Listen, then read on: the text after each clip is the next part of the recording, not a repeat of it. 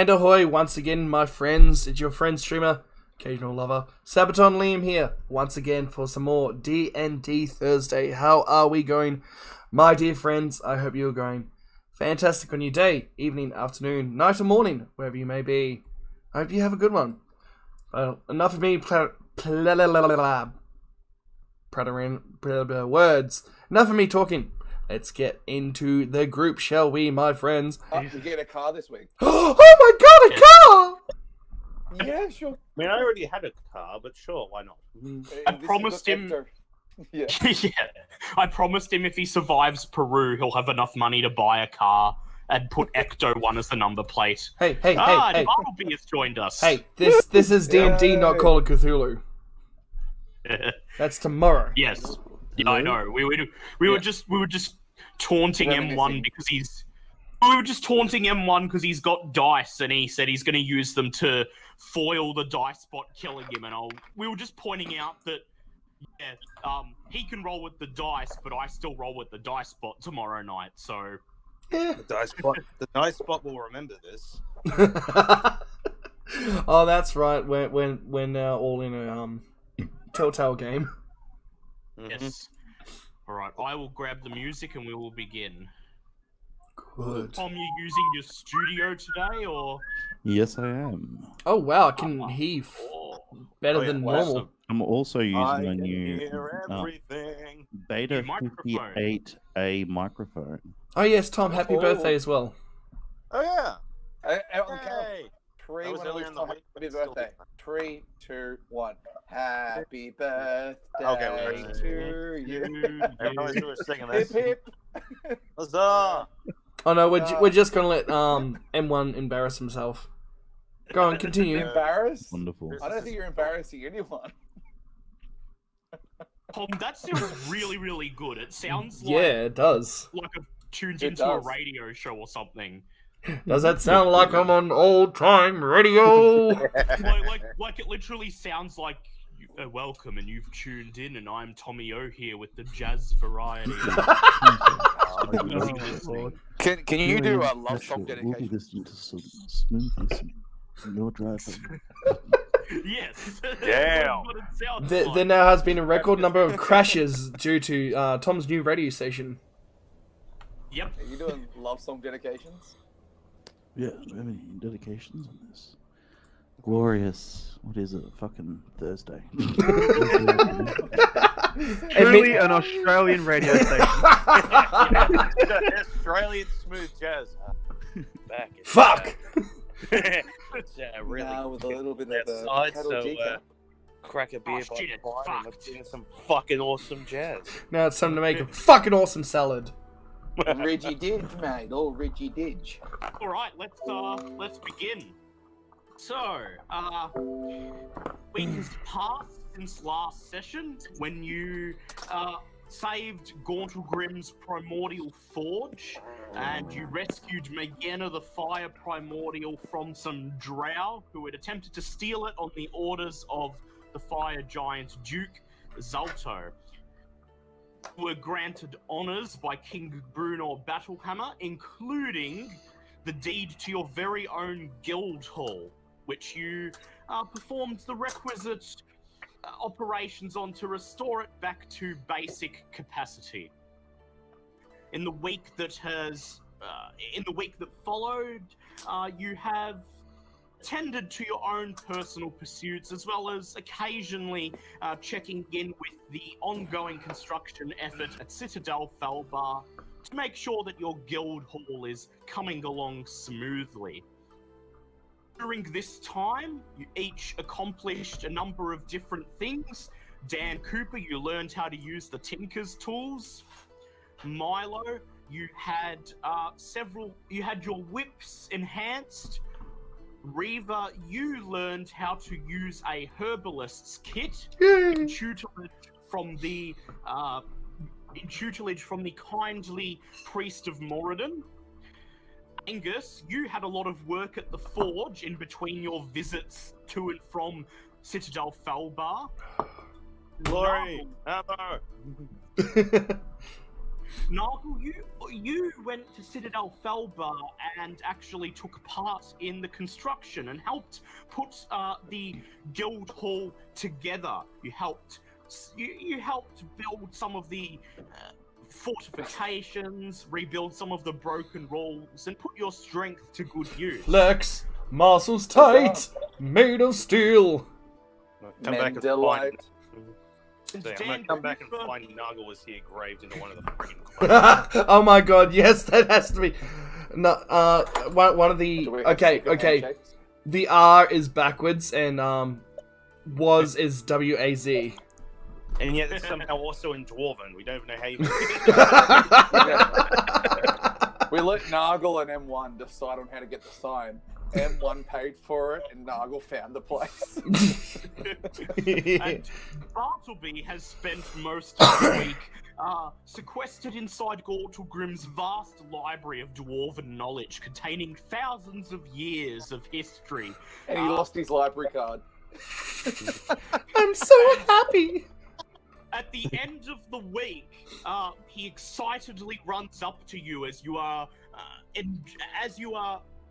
looking over a map of your new guild hall with King Brunor Battlehammer, just deciding which room will serve which purpose and filling out some paperwork to allow the very first new members of the fellowship to receive their official fellowship status. And Bartleby runs up and he goes, Hey guys, I found it! And that is my chair for the guild hall. Oh my god. Yeah, mine's bigger. He gets a plastic $2 shop Bakelite chair. No, you get the little shipping container. You see, that's Bartleby runs up, waving a reef of paper in one hand and a large book in the other, and he jumps up on the table. He levitates up onto the table and he goes, Guys, I found it!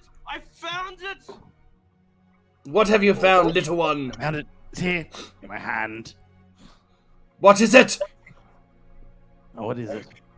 He plonks down the paper and the book on the table and unfurls it. You half expect him to reveal the location of the town of Parnast, which you told him to find a week ago, but instead he reveals a lavishly detailed blueprint for what closely resembles a type of clockwork mech suit, apparently powered by Feywild magic, which he has labelled as Naxine Determined Device.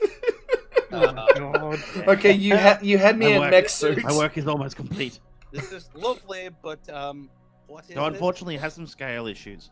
I feel for maximum protection, I may need to increase the size of the blueprint by 2 or 3 times. But I have been working on some formulas and some things where I think I could scale it up. But yes.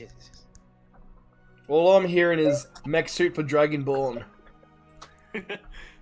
Made out of Yeah, Twinkie sticks. Unfortunately, you are somewhat, how can I say it, challenged in the ways of arcane energy. It's powered mainly by arcane energy, so you need someone that can cast arcane magic to power it inside. But Oh yeah. By the way, I'd like to cast hands. Before you cast hands, Dan Cooper, you notice on the blueprint that it's powered by presumably elf blood and Feywild magic. Do you take this opportunity to offer Bartleby the bottles of drow blood you took last session? I think I do, as opposed to my bags of dicks that he took earlier. So, Technically, that was a group effort, that one. Bartleby, Dan I have... Cooper reaches yeah. into his knapsack and he pulls out 2 glass bottles filled with presumably blood, and he has written on the label drow blood. my eyes widen. Yeah. And I'm like, ooh. I'm so happy. Do you mind? I don't mind at all. Just hear I, Angus in fact, muttering in the background going, at least it's not piss. I take it and I stash it away. I'm Yes, like, yes, this will be good for later. You now have what you need to conduct the preliminary experiments. Well, Stare in the background with my Mac. as Angus said, at least it's not piss, and at least it's not Viagra. Yes. You notice the stern look that Angus is giving you, and then at this point, Bartleby blushes, and he says, "Oh yes, Parnast, here." He reaches into the book and pulls out a shred of paper and wordlessly just flings it onto the table, and then buries himself back in the plans. I was going to say, in reality, he found that within the first hour of being in the library. He spent the remainder of the week doing his own shit. Yes. Yes. I mean, yes. The procrastinator. Serial procrastinator. Meanwhile, I'm just continuing lifting stones, building the guild hall.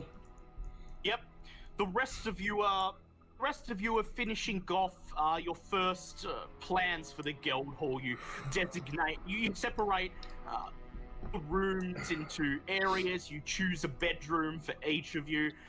You assign the general sleeping quarters, the rec room, makeshift armory, a training area, and then you turn to the application forms that were sent in by new members of the Fellowship.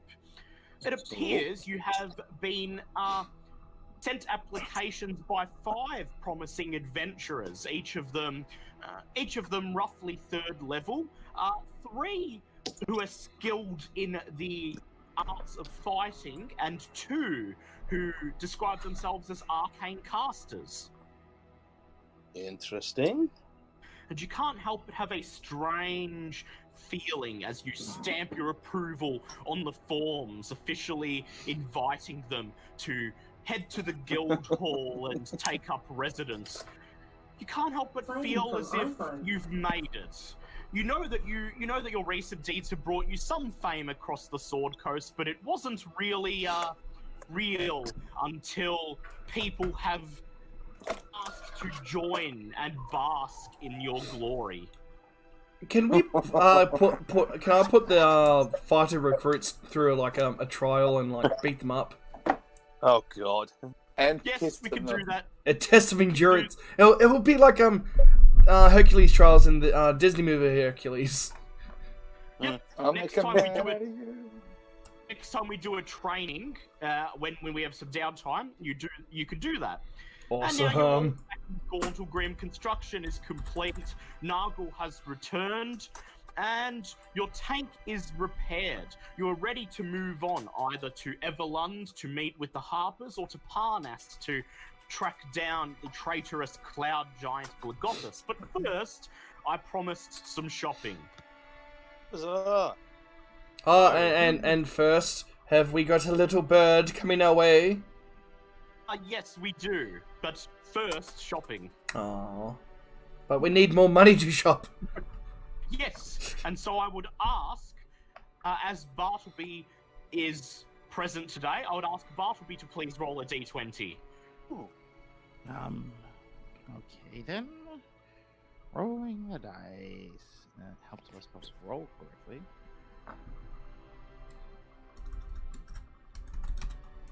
That is a 7. Ugh. 7. Alright, that is free money. Money. 6. Okay. As you finish approving the application forms and sending them off, you see the telltale pigeon messenger of the Rockseeker brothers weaving its way into Brunor Battlehammer's war room, and it drops a small pouch on the table next to the Guildhall plans, and inside you find 230 gold each. Excellent. I can deal with that. Nothing to scoff over. Yep. And so now you may go shopping. What are we looking to buy, guys? Well, I have a warhammer that needs selling. Right. Oh, we have loot from killing the drow as well, which I've got Yes, written you down. do. Now, do we want to sell that first? We'll do selling first, and we'll do buying. Would you like to sell your loot together with Angus's hammer as a lot? I'll be right back. Somebody tell me how much. Oh yeah, that's right. I also Well, Wait, I've got the loot that we gathered as a party. is that the 4 short swords, 3 crossbows? Yeah, the 4 short swords. Yeah. Okay. Oh, sorry, what was Angus saying? Sorry. He was saying he'll be back in a sec. Make sure to tell him how much he gets. Okay. Right. So. Yes, Reva's throwing her longbow in there because she did get the whisper. She's I'll now write down attuned what I've got to. written down. I might throw in my venom greatsword. Alright. Venom Greatsword is actually gonna fetch a decent price. Alright. I would now ask Dan Cooper to please do a charisma check. Gentlemen, before we do anything, I just want you to know that we are taking the dice of it. The favourite is out for his trial run. Here we go. Yes. Watch this be a nat 1. Alright, here we go. I'll put Here money we on it. go. 18! Oh, okay. I'll. 18. You Yes! gather all your supplies together that you wish to sell, and Dan Cooper does some haggling around the marketplace. And you end up fetching a pretty decent price for everything.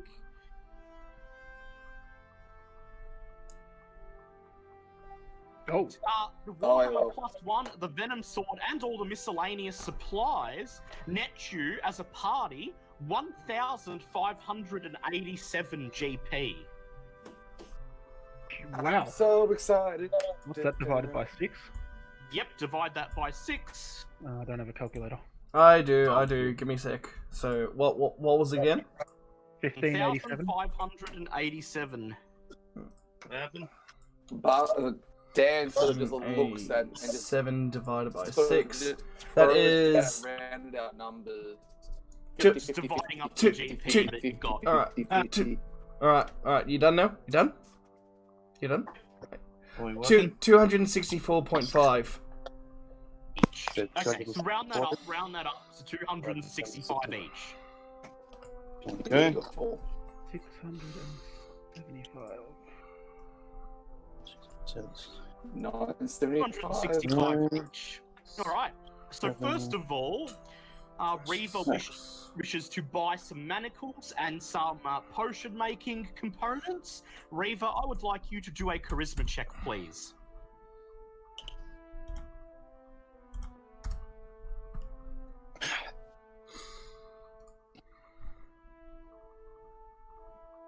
There's some pretty nice trumpets going on. Makes sense to have it for a dwarven place. 13, not bad. So you managed to purchase you managed to find from various sellers a set of manacles and a couple Oh, months. hold on, doorbell, I'll be back. Couple months supply of herbalism ingredients, all up for 4,750. 177 GP, and this is like 4 or 5 months worth of ingredients. Wow. Yep, so you're accepting that. Right. Yep, I this wanted is to go. including poisons. Now, Reva, now that you have these supplies, would you like to make any poisons or potions? Okay, so first, I will ask you to do a herbalism check. I will ask you to do a herbalism check with advantage, please, because Milo has helped to identify ingredients that will be of use for you.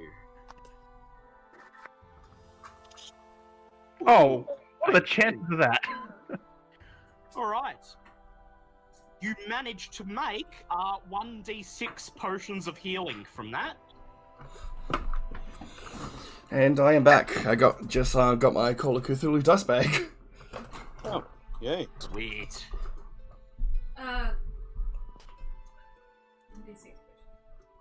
So what I miss? Just buying stuff, Reva making potions. Oh, nice. 5 potions of healing, not bad. And would you like to make a poison out of the Drider gland?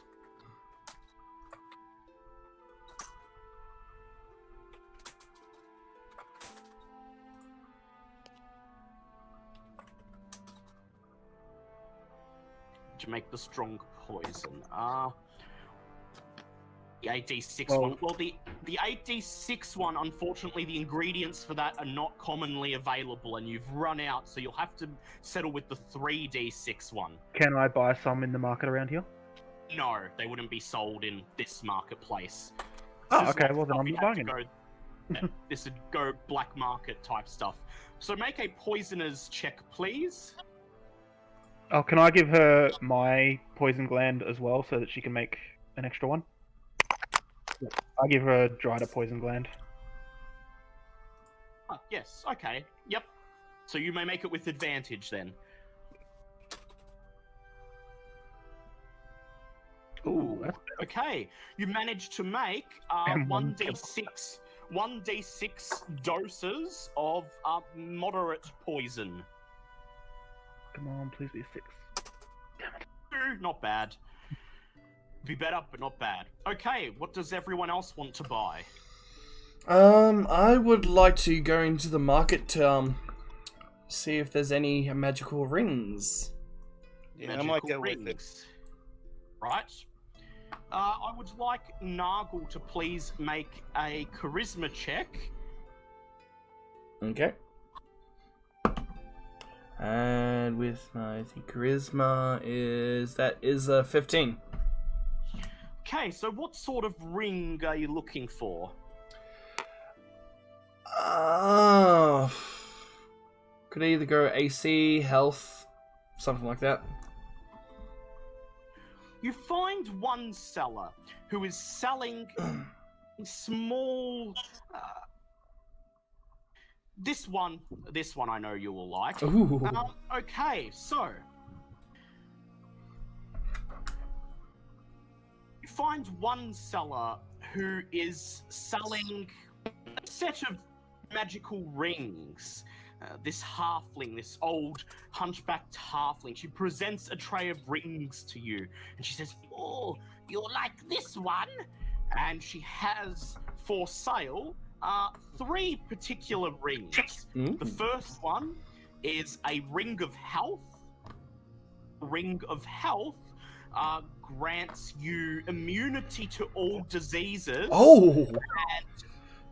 Advantage on saving throws against poison. Ooh. Oh. Pretty good. And the other ring she points out is a ring of spell storing. Oh. We'll bring that up in the chat.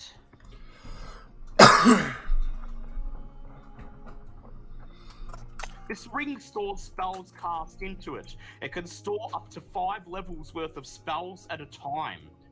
Then you can use the spells at any time. So basically, you can cast spells into it to store for later.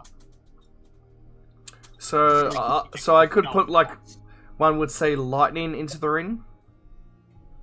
If you have that spell, yes, but it's more probably something that Bartleby or Angus would get more use out of. Yeah. So I could just like overcharge it with healing spells and Yeah. spam those. So what Yes. was the third ring? You said she had 3. Yes, and the third ring is perhaps the most interesting of all. It is a ring of the Elder Roots. Oh. Whilst attuned to this ring, you may use your wild shape ability to turn into a treant. Dear God, angry tree. True powers activate.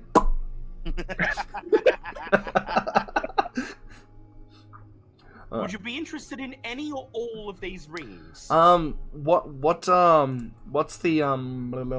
stats on the Trent? Let's bring up MM Trent. There is the stats right there. His strength is 1 higher than yours. Oh, dear God. Oh wow. Oh. Also deals double damage to objects and structures. Dear God. Yes, M1, you can stack up rings. You can put as many as you could conceivably fit on your hand. A siege monster, nice. Multi-attack. Oh my god, while you stay motionless, you're indistinguishable. Yep, because I'm a goddamn tree. I am also a tree. Pay no attention to me, but you're just talking to me. No, I'm not. Does he get the ability to animate trees? Yes. He does. Wait, what? However, However, The if last you ability on use that. Ooh. if you use the ability to wild shape into the Trent, it uses up all your wild shape uses for the day. Well, that seems a fair trade. Yeah, fair enough. Wait, does that mean he can't change back into Nuggle? He can change back. Yeah, I just can't- transform again. yeah. Change till anything he else. long rests. Oh no, just reading out Good, animatronics. I'm ready. They can't speak. They only have a slam. So I can animate trees to attack for me as well. Oh my god! My god! Tree army! My god! What? All right. So, are you interested in any or all of these rings? How much is that ring and the first one? The Ring of Health? yeah. She says, I see you have a good eye. And she offers to sell them to you for 1,200. Oof. Damn. That was fair. What about just the Ring of Health? Even though I really like the Trent one, I think the Ring of Health would be pretty good. Just the Ring of Health? She says she will give it to you for 300. Oh, that's not bad. It's not too bad. Just give me a second. Can I? Like, do I have advantage in persuade? Well, proficiency. Perception. Don't think you do, but you can still attempt it. You've got, what's your charisma? 16 plus 3. So you have a +3 on persuade. Okay. Yes, you can still attempt it. I have a +7. All right. Yes, I would like to attempt to persuade her Persuade? down All right. price. Make a persuade check, please. And add a Just mention +1 just to mention it your because you And, are. and add a what? Sorry. And add a +1 to it because you do have some renown here. Oh, cool. So that's Who plus do you 4. That require? is 11, 12. That is 15. 15? That's not necessary, Kitty. He passed on his own. She says, yes, well, it would be enough to just have business from the Squire Nargle. And she offers to sell them both to you for 1,000. I think I'll just stick with the Ring of Health. Right, 300 it is then for the Ring of Health. So this ring, I'll bring it up in... Wait, I was trying to persuade the Ring of Health down. just- Okay. You could get it for 250. Yeah, 250 works. So this an amulet of health, but I've made it a ring of not that one. What's it? Sorry, not that one. Let me find it. Yeah, that one there is that one's the one I have. That's what? Yeah, that's what he's got. I Here love we go. that health. Wrong item. Copy. Item. This is what you have. It's a ring, not a period. You are immune to contracting any disease while you wear this pendant. If you're already infected with the disease, the effects of the disease are suppressed while you wear the pendant. And I'm adding to it, you also get advantage on poison saving throws. Nice. So, let's see. I will put you Ring of Health, so I'm immune to all diseases. Yes. Angus or Bartleby, are either of you interested in the Ring of Spell Storing? I would be for healing purposes. I know, Buttleby, how about you? Well, I've got a sort of a glut of magical items at the moment that's serving me quite well. So if you would rather go for it, then that is... Okay. So how much for the ring? She says, the going price for you, Sir Hammerfall, will be 600.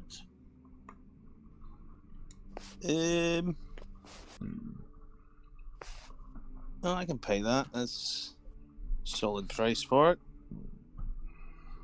Very well, you now have a Ring of Spell Storing. Would you like to pop some spells into it right now? Yeah, I'm gonna stack the Prayer of Healing spells. It can hold up to 5 levels of spells at a time. So it can hold up to 5 spells, and they can be of 5 different levels. So how many Prayer of Healing are you going to put into it? Wait, so it can be 5 different spells of different levels. Yep, They can't or just it can be be five. 5 of the... You can put 5 of the same spell, it's just it can hold up to 5 different spells of different levels. Interesting. Level 4 and a level 3 prayer of healing. Oh, also, with the Rune of Hell, does it need to be attuned? Yes, Okay. you will attune to it soon. Yep. Yeah, I was gonna say. I figure if we're gonna be traveling and whatnot, that's gonna be easy to do. Yeah. But definitely put like. So I could say if I wanted to put like a level 4 prayer of healing and then just the usual prayer of healings, that's fine. Yep, that's fine. As long as you know how many spells you have stored in it and which ones. Yep. So I might go 1 level 4 prayer of healing, like 2 regular like level 2 ones, and then just for shits and giggles, I might chuck in a wall of fire just because I can. Just in case. Very Yeah. well. Right. Just write At those down. this point, Bartleby has been roaming around the marketplace looking for some particular items. Bartleby, I would like you to do an Arcana check, please.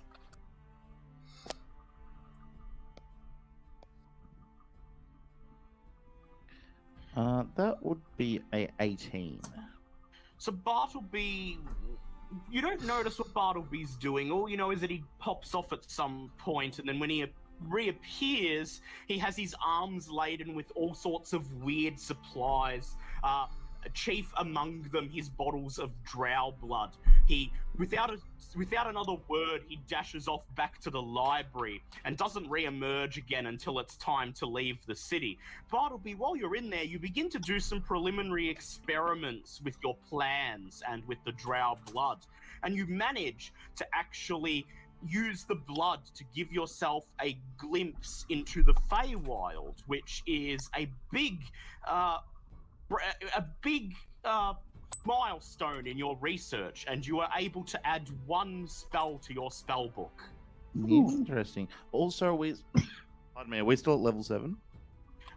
Level 8. We're at level 8 now, but you can stay at level 7 till the end of this session if you like, and then level up.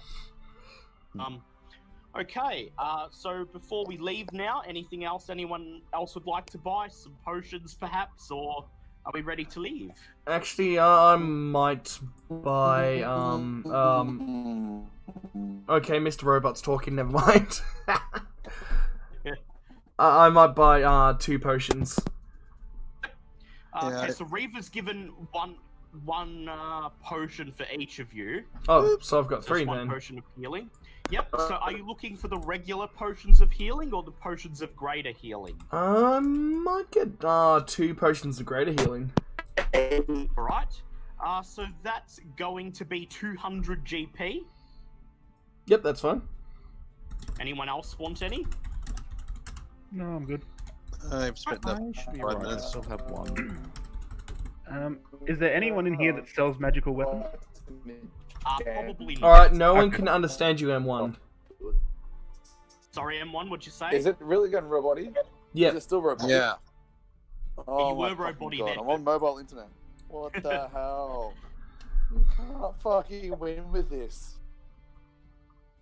We can hear you kinda now, but just type if you feel we're not hearing you properly.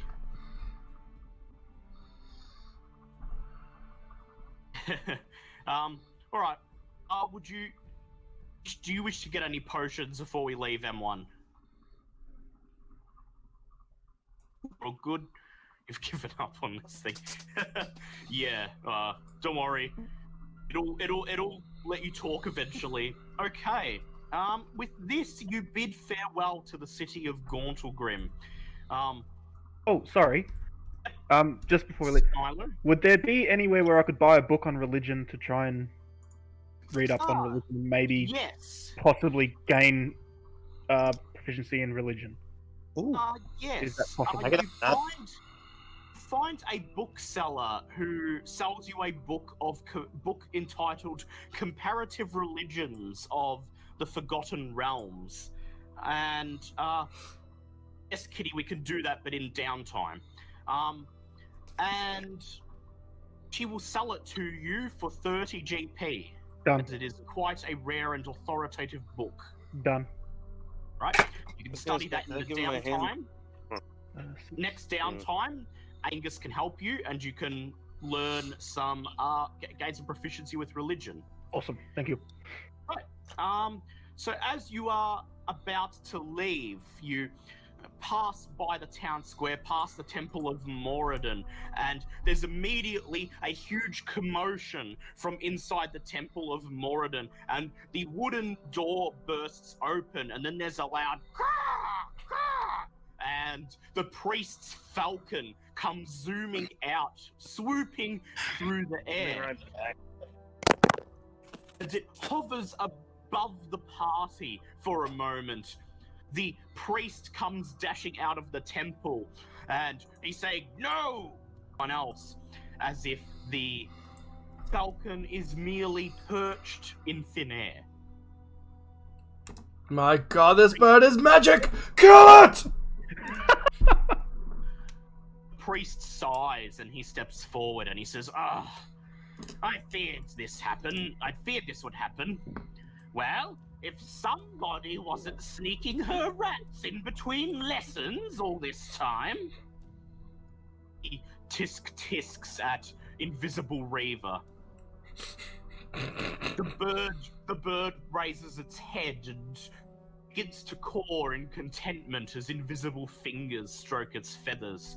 The priest sighs and he says, "Well, I suppose she's yours now. I'll have to train another one, but at least she's going to a good home." So now she has a bird in Redicus. Yes. This is gonna end well. Oh, crikey, what the hell is that? As you pat the bird, the priest walks up and he strokes its wing and he says, "Well, you never did like having to fetch scriptures and keep cats from toying with the collection plate. I guess you've got that adventuring life now that you always wanted." Then shakes his head and he looks at the patch of thin air where Reaver would be standing, and he says, "You take good care of her, okay? Took me years to train her up." Then looks at the rest of you, and he says, "And you, the rest of you, you take care of Reaver. She may be a tiefling, but we've grown close this past week, and she seems to have a natural talent for putting herbs with other herbs and causing all sorts of mind-altering effects." Before we leave, I ride up to him and give him 45 gold and say, "For the collection plate, Father." He takes it and he smiles and he says, Thank you for the "Thank you for the accommodation. resurrection." for the accommodation and the resurrection. He says, "Thank you very much, Milo.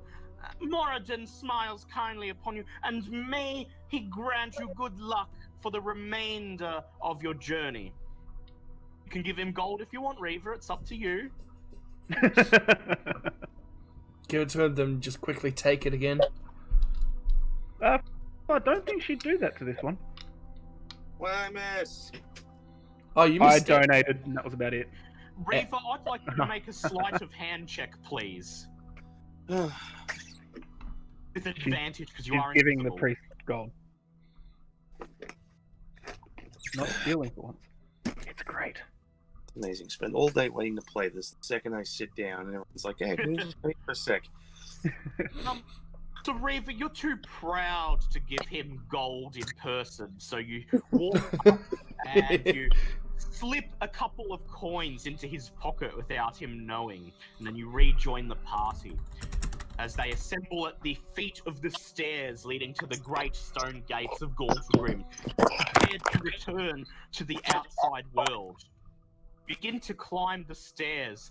Bartleby levitates up onto Nargle's shoulder and brushes aside a thin layer of dust that has accumulated on the little throne. Welcome back, shoulder cannon. Yes. Onward, speed. And then he takes pride of place in the seat and buries himself in a book.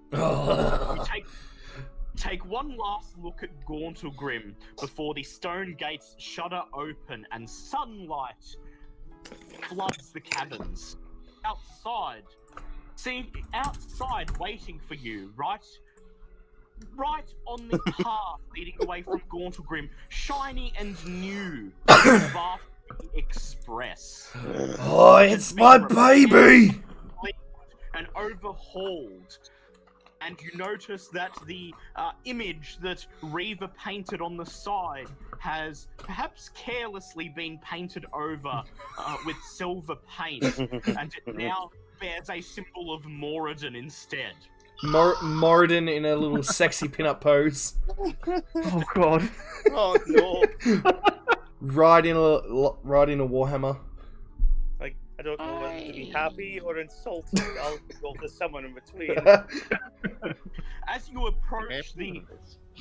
I did not tell you to paint I it pink. did. As you approach the tank, you notice a small wooden crate at the foot of the door. There is a piece of paper attached to it. You pull the piece of paper off, and it says, "We found these while servicing the tank. Probably belongs to the captain, methinks." You look inside the box, and you find what appears to be a voodoo doll with the word Maxine drawn on it. With in its face. God damn. Jesus, what did she do to you? I would rather not say. And That was one A night. How much stack of- damage could one do? and a stack of old plans for less advanced versions of the same mech that he showed you before, and a number of rather creative abstinence belt designs. Ah, damn. Should have tried stuffing the bar before you left. Oh well. You enter the tank and find a bar half finished and a couple of stools. Angus's handiwork. Still more to do, but it's getting there. Walk over to the engine and blow some dust away. Bartleby, please prime the engine. Wonderful. I will put a 3rd level spell slot into it. Make an Arcana check, please, with advantage. Huzzah. Ooh. That would be an 18. Oh, That's God. more than enough. Bartleby steps over and he blows a cloud of dust out of the engine and then raises his hands and some magical energy surges into it and immediately turns on with a raw, cleaner, with a clean, satisfied purr, the likes of which you've not heard out of this engine before. It has surely had some good work put into it over the past week. That's beautiful. Okay, I'm bringing up the map of the Sword Coast. huzzah! Okay, so you are currently here in Gauntlgrim. Bartleby has shown you the location of Parnast, which is... Why is it not? Ah, I see. Map. Location of Parnast, which is all the way down here. On the very other side of the Sword Coast, Oh. down in Oh the my God. Heartlands. However, you also have business to attend to in the city of Everlund, right here, which is on the way. So it's up to you which location you would like to go to first. We might as well finally get paid for that job from the Harpers. The Harpers. Yeah. Very well. So we've been sitting on So, side quest for God knows how many sessions now. so are we going above ground or underground? Underground. Expanding that Bartleby Expressway, which has probably had a couple of tunnels. I think we need to rename it in honor of Nargol. It shall henceforth be known as the Squire Express. Oh my god. Why? I love it. Outstanding. Glad we're all in agreement. I have a few reservations. Yes. I- Take them on board. Okay, Mr. DM, I'd like to cast a spell on them. I like to cast Axe. Axe. Who are you casting it on? I'd like to cast it on Sir Angus. Okay, Angus. Sir Angus, I'm throwing the axe out the door. I will throw you out the door. As you Good luck fighting mention, your way to friggin'. as you mention the topic of renaming the expressway to the Squire Expressway, you see Nargle draw his axe and look at you with a look of anger. Please. Nargle, are you going to go through with casting axe? No, I'd just like to cast Fist and just... Not full on Alright. punch him, but just make him feel it. I'd still like you to roll to hit anyway. Yep. Wait, would I be rolling my unarmed attack? Yes. Okay, so what is that? 17 plus 9. Yep, that's a hit. Okay. Angus, you scowl at him. He puts his axe away, and then he walks forward with a look of faux humility, and then suddenly lashes out with his spiked gauntlet, wrapping you on the side of your head and dealing 1 point of damage. Alright, we're playing this game, are we? Fair enough. I'll remember this for later.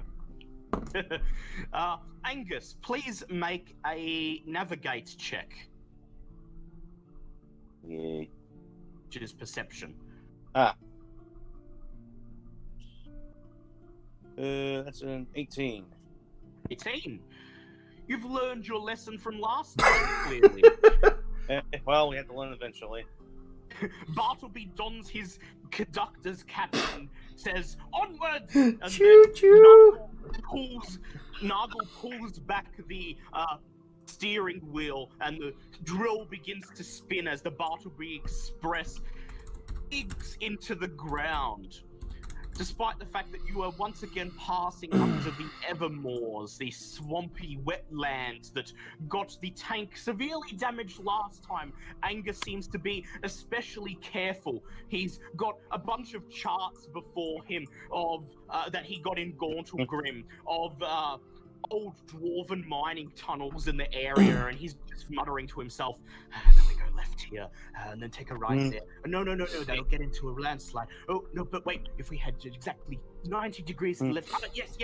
And he manages to slowly guide the Bartleby Express over the next 3 days towards the city of Everlund.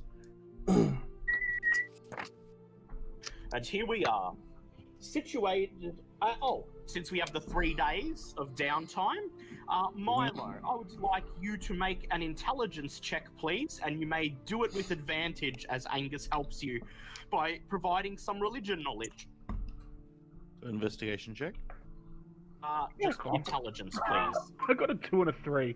So that's Oof. a 5 and a 4. That would be 24. So I'm basically trying to read you through this like a goddamn children's. Yeah.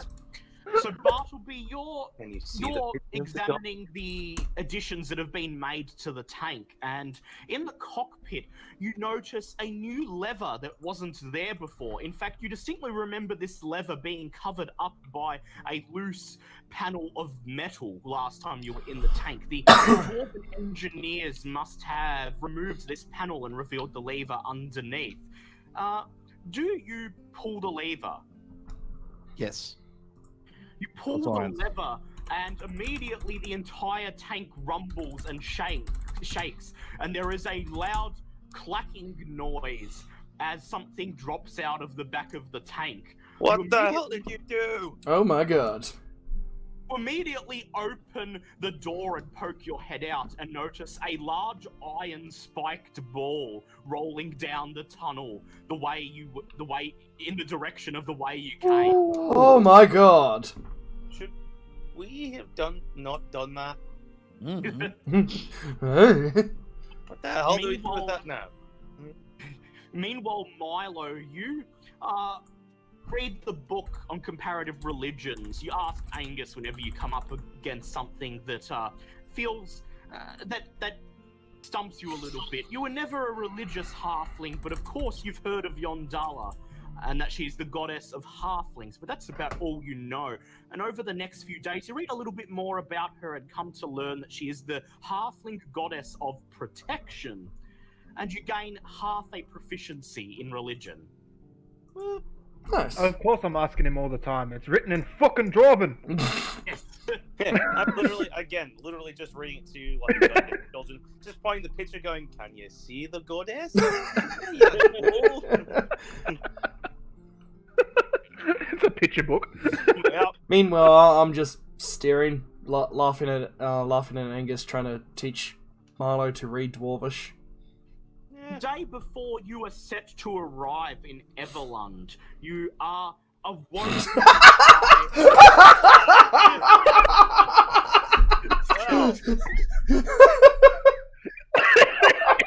just sending a quick prayer to Martin, telling him this was not my idea, and I don't need to give anyone. And now that's on the tank.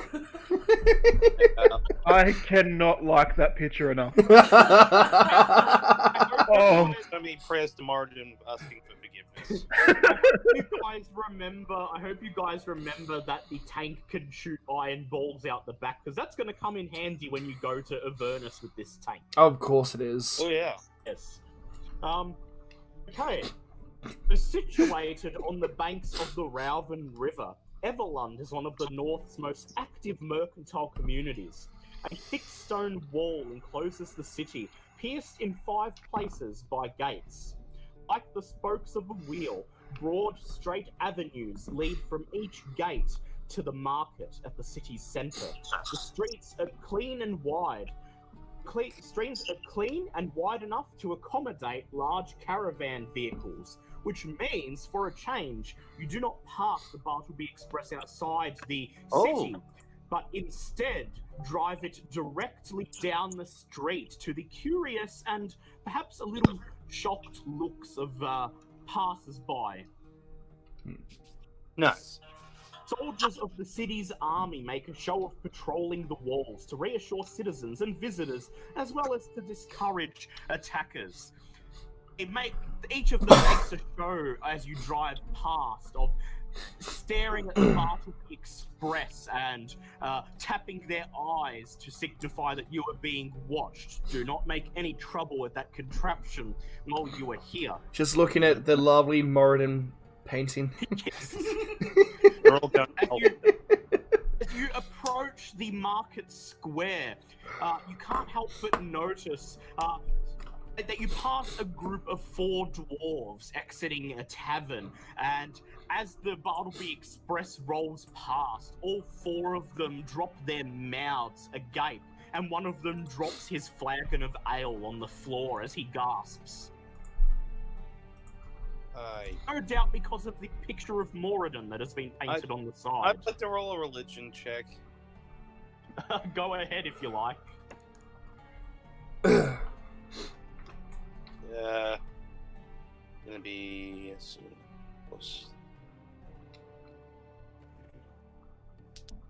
14. Moradin says, I feel slightly uncomfortable and violated. Yeah, I'm gonna have to ask that we fix this as soon as possible.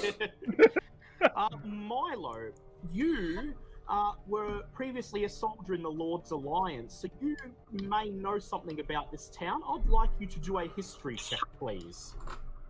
So that history is a skill, isn't it? And I do not have it, but it's intelligence, so it's still +1. So that's better. That's 18. Nice. Okay. Until recently, Everlund was a member of the Lord's Alliance. The 5 leaders who currently comprise the city's Council of Elders, however, voted 3-2 in favour of separating from the Lord's Alliance, and so the city has become an independent city-state fairly recently, like no more recent than maybe a year ago. If you recall correctly, the reason for this decision came about when the Lord's Alliance failed to provide aid when a nearby trading town, Sundabar, was being raided by orcs and giants. I remember. Buildings I remember of voting Everlund, to go for that. yes, It was something that you remember being particularly passionate about when you heard it happening. The buildings of Everland are stately and well maintained, with steeply pitched rooftops and tall spires that sport colourful banners. 2 bridges span the river, which has parks and trees along its shores. Angus groans loudly as this has the look of another Neverwinter or Waterdeep about it. Oh, good. More happy visitors. Of course, the most prominent thing in Everland, and the reason you are here, is Moongleam Tower, a keep of black stone that serves as a Harper stronghold in the north, taking pride of place in the very centre of the city. It rises up above everything else, towering out from one of the higher knolls in the city and consisting of 4 narrow cylindrical towers joined together, surrounded by a dry moat. Crowning the roof is an open turret where a signalling mirror shaped like a crescent moon is clearly visible. Some sort of signalling device for the Harpers, no doubt. You stop at the foot of the tower and climb out of the Bartleby Express. Few of the people in the town give a second glance to you and your strange contraption, but then go back to their business. I would like Bartleby and Reaver to make investigation checks, please.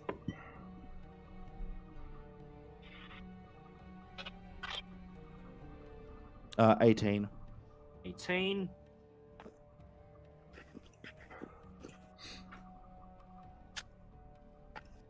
So if it's And any way helpful, yes. my passive investigation is 23. Yes, so that's okay. We Easy. only need Bartleby to succeed then. Okay.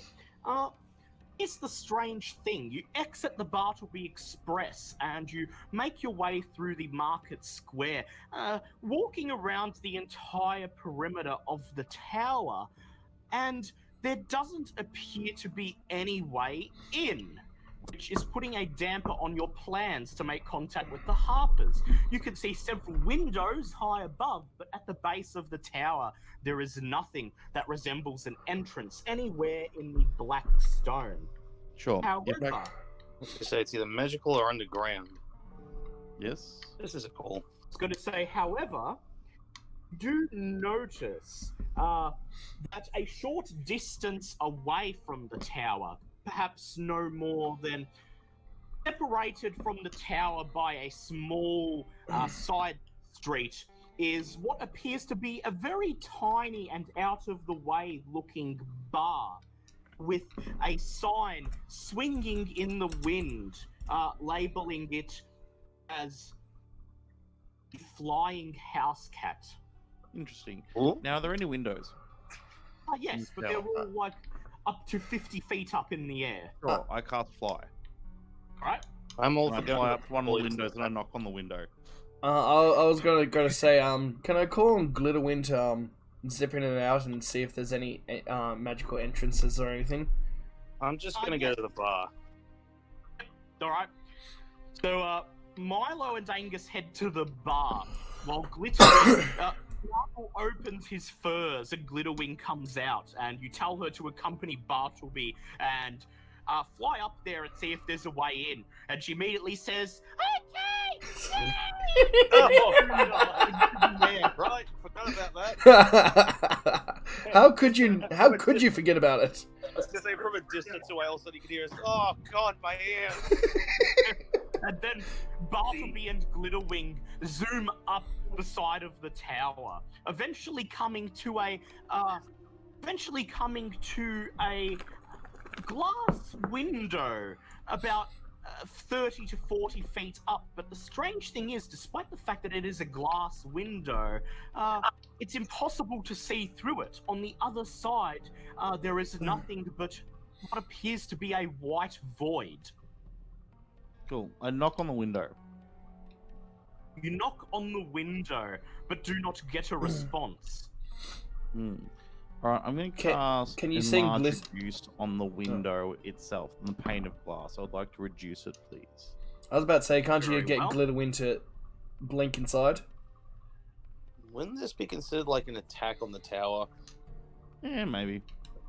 We're here to get paid. Yep. You reduce the.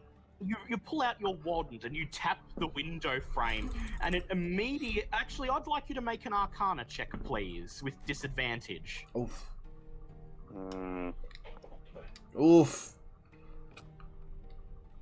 That would be 15. You tap your wand on the window frame, and it rattles, and it begins to shrink.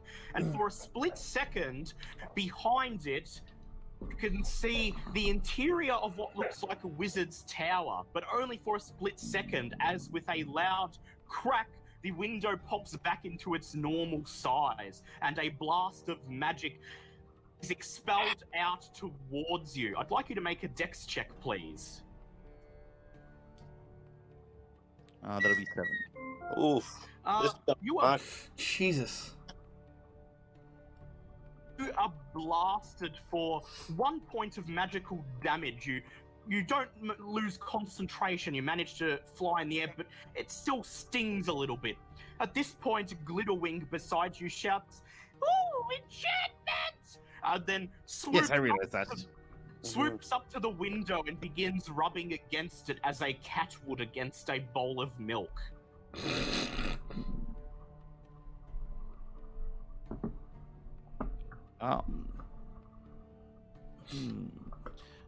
I'll knock on the window again now that I've activated what I'm assuming some sort of safety. Okay. At this point, you hear movement from the other side of the window, although you can't see anything in the white void. And then, a female voice says, You here to visit the Harpers? Yes, we are. I suggest getting a drink. Right. I mean, you couldn't just let me in, right? Like, I am here now. Make a persuade check, please. We're gonna finally get into this place. We're just gonna be sitting comfortably going, what's up? That would be not much. Yeah, never mind. 4, I believe. Actually, make it with advantage because Glitterwing is with you. Glitterfingers. 11. 11. You say, look, I'm already here, and then Glitterwing says, please! And then you hear the female voice sigh and say, I better not get into trouble for this. And then you hear the sound of something being unlatched, and the window is opened. There's a young red-haired half-elf woman in a pink robe, and she quickly ushers you to come inside. Yes! I crawl in and I let the spell drop, and then I just start wandering around. Glitterwing immediately shouts, "Oh, magic everywhere!" and begins fluttering around the tower, immediately causing the half-elven woman to sigh and shake her head.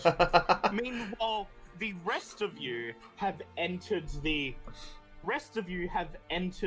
tavern, the Flying House Cat.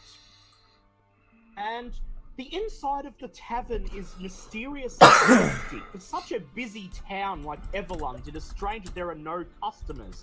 Indeed, you cannot even see anything that would normally be present in a tavern. You see no games. You see no tables. There's only a couple of stools by the counter, and no kegs of mead anywhere in sight. However, there is a half-orc behind the counter, staring at you as you enter with a kindly look on his face.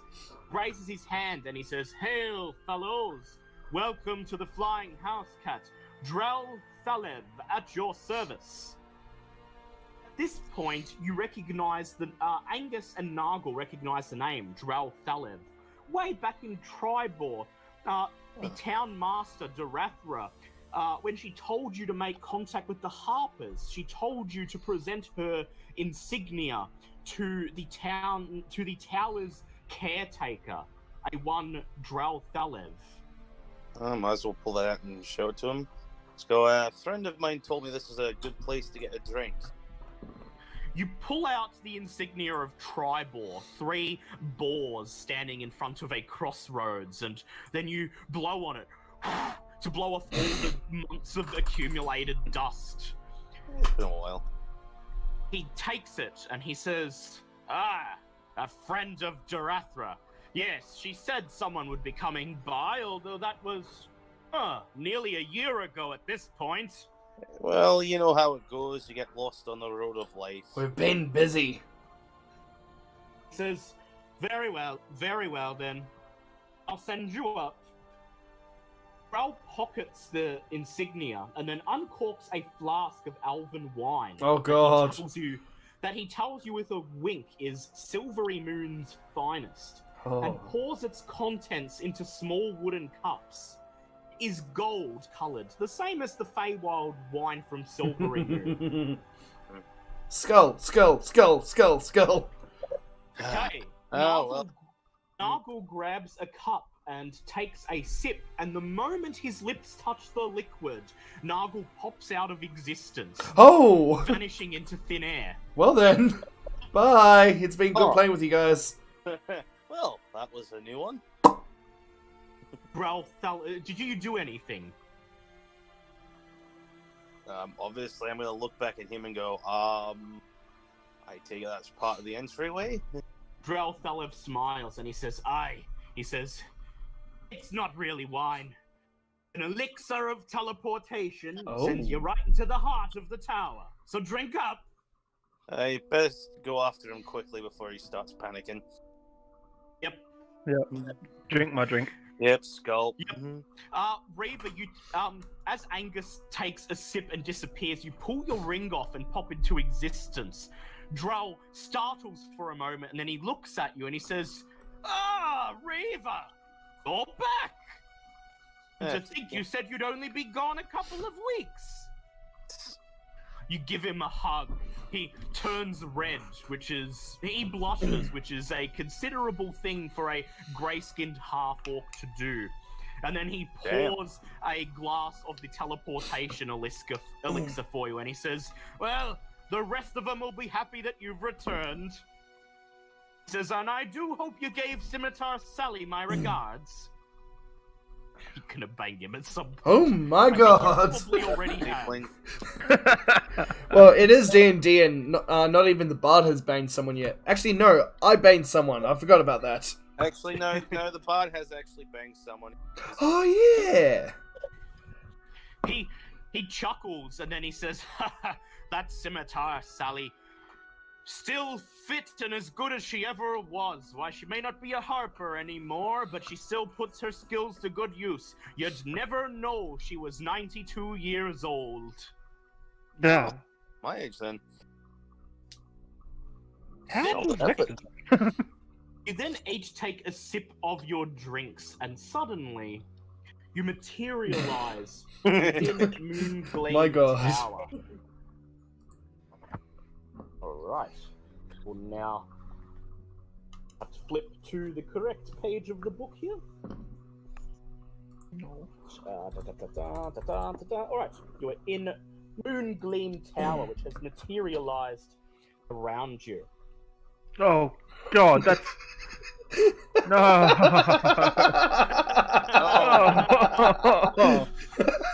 Well, She doesn't look her age, you know, but right. Oh, thank God they can cover that up. Oh, what's that? Put it back! Put it back!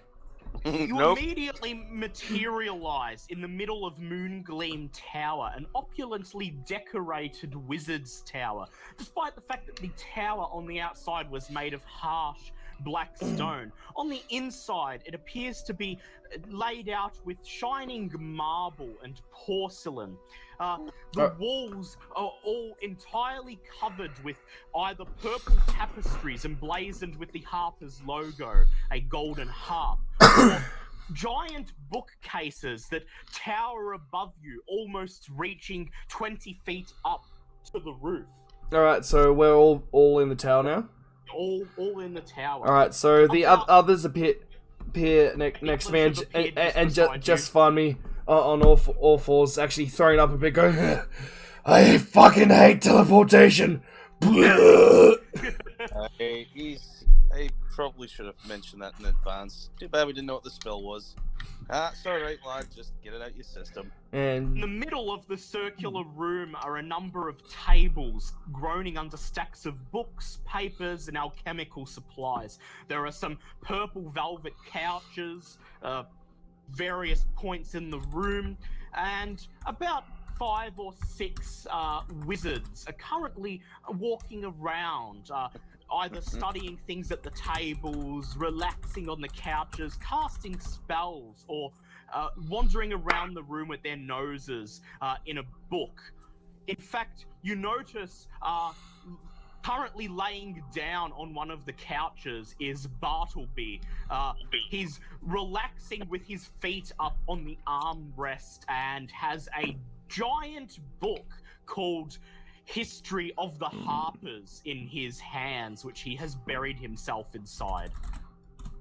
Well, nice to see you made yourself at home. Where's the glitter wing run off to?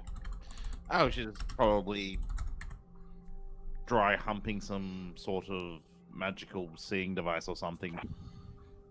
At this point, you hear... At this point, coming from the floor above you, you hear the sound of breaking glass, and then a loud voice shrieking, "Come upstairs!"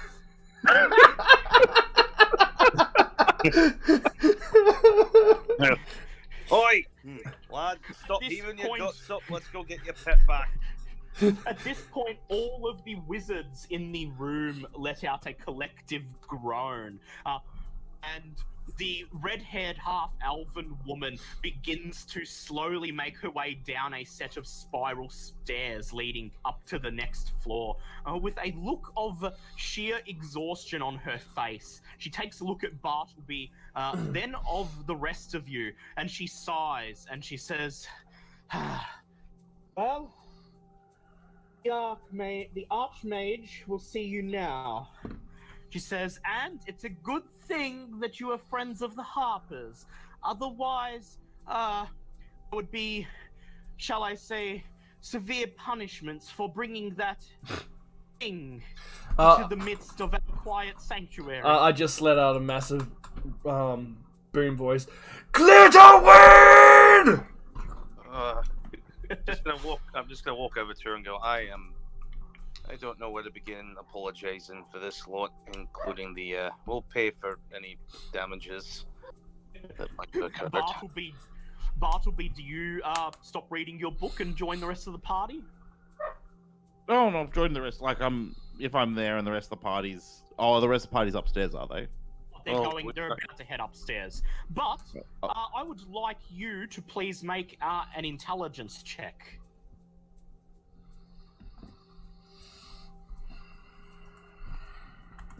That is a 17.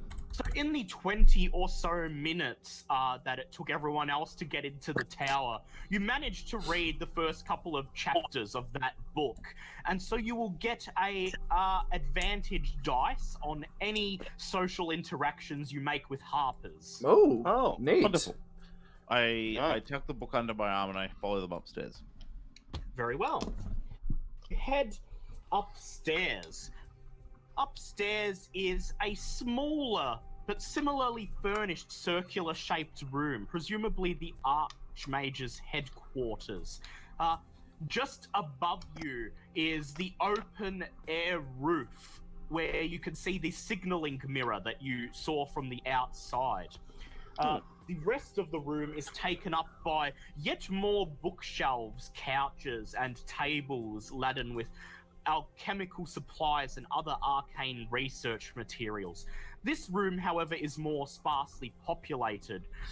Aside from the Archmage, a stern-faced, elderly-looking elven man wearing green robes emblazoned with the Harper's signal on his chest, there is no one else in the room aside from two junior wizards who are currently tinkering with a large stone golem, prodding it with various wands and things, perhaps trying to get a reaction out of it, and occasionally turning their attention to one of two smaller golems that flanks it, studying it briefly, and pouring some sort of liquid into receptacles on the backs of them. There is also a number... As you enter the room, you hear incessant meowing, and you look around and see no less than 10 house cats of various different breeds, with small feathered wings milling about the room on top of bookshelves, rubbing their bodies against table legs, or simply flying through the air. All right, just confirming, Cujo's with us, yes? Yes. Okay. And as soon as you enter, Cujo sees one of the cats, and his tail begins to wag, and he goes woo woo woo woo woo, and runs towards Tabby Cat, rubbing against one of the leg tables, which immediately meows and takes to the air. Cujo barks in playful anger as he has no way of chasing it through the air. But then Glitterwing begins chasing after the cat, shouting, "Pussycat! Pussycat!" I like the whole purpose on both Glitterwing and All present, including the Archmage, sigh. The Archmage shakes his head, takes a seat in a velvet purple armchair, and beckons for you to join him over at the table on the other end of the room. I'm just very embarrassed at this point. Can I use hold person on both Glitterwing and Cujo to get them to stop? Hey, Technically, they're not people, but... Shit. Oh, yeah, it's human. Damn, never mind. they're Muppets. Glitterwing, Cujo, heal! Make an intimidation check, please, Nargle. Can do. That is a 8. Actually, no, not 18. Wait. Was my intimidation? Oh, that's +6, so that's 17. You bark out an order and they immediately stop. But then, you notice one of the cats yowl as if an invisible person has pulled its tail or something, and it begins to flap through the air, once again igniting both Cujo and Glitterwing. Riva! Wait, would I have been able to see that because I'm wearing my robe? Yep. Yeah. I'm just Actually, yeah. guessing who it was yelling at. You see Reva creeping up towards one of the cats, her hands outreached as if she's going to scare it. Can I just go out and grab her before she does that, or has she already done it? You walk towards her to grab her, and then she quickly pulls the end of the cat's tail, making it yelp, and setting both of your pets off again, and then ducks out of the way to the other side of the room where she walks up to the two students who are playing with the golem. What would you like to do with them, Reva?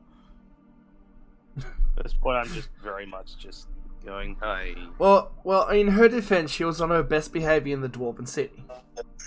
Yeah, I know, but I think we've learned something from that whole experience. You walk up to one of the students as he's about to prod the big stone golem with a strange-looking rod, and then you poke him in the small of his back. He jumps and goes, "Ah!" and drops the rod on the floor. It sparks with magic, and then the arm of the golem shudders, but doesn't move. Reva, I'd like you to make a stealth check with disadvantage, please. You're gonna bloody cause a fight. We're gonna have an encounter in the middle of the fucking harbour sector. We're gonna be invaded by golems. They're gonna activate the golems. It's still 19. My lowest is 19. You cast Mage Hand and begin to make and grab the. You cast Mage Hand and pull the wand away from the students and take hold of I'm it. just waiting for the head mage to just stop all of this in one The go. student's mouth falls agape as he watches the strange red-coloured wand float through the air, and as it does, suddenly the Archmage looks in your direction and he says, "Reva, Leave them alone. Oh, thank Modern finally.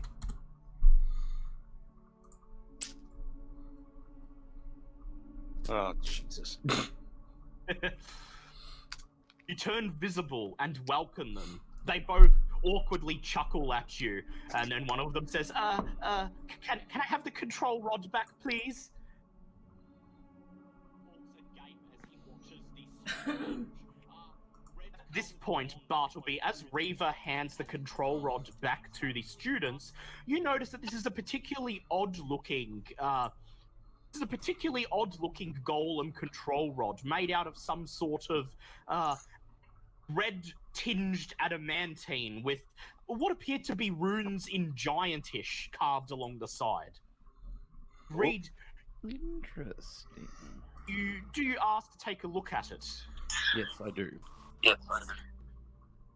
Reaver instead hands the rod to you, and you take a look. I would like you to make an Arcana check, please. That is a 13. 13. You identify it as definitely being a golem control 14. rod, but with perhaps a stronger magic emanating from it than usual. Clearly intended to be used with a golem of considerable power. The giant runes on the rod, the giant carvings on the rod read Vonindod. Vonindod? That wouldn't happen to be related to, like, the dog by any chance, would it? Yeah, Maybe. The rod that must not be named. I'll take a piece of parchment out of my sack Giggity. and basically wrap it around the control rod and then use a charcoal to get a charcoal rub of the designs. Yes, you take a charcoal rub of the word Vonindod on the side of the control rod, and then you hand it back to the students. The students take it, and one of them thanks you, and then they turn back to the 3 golems and continue prodding them with the rod. Occasionally, the large golem shudders and moves a little bit, almost imperceptibly, but doesn't come to life. You make your way Can I have a look at that again?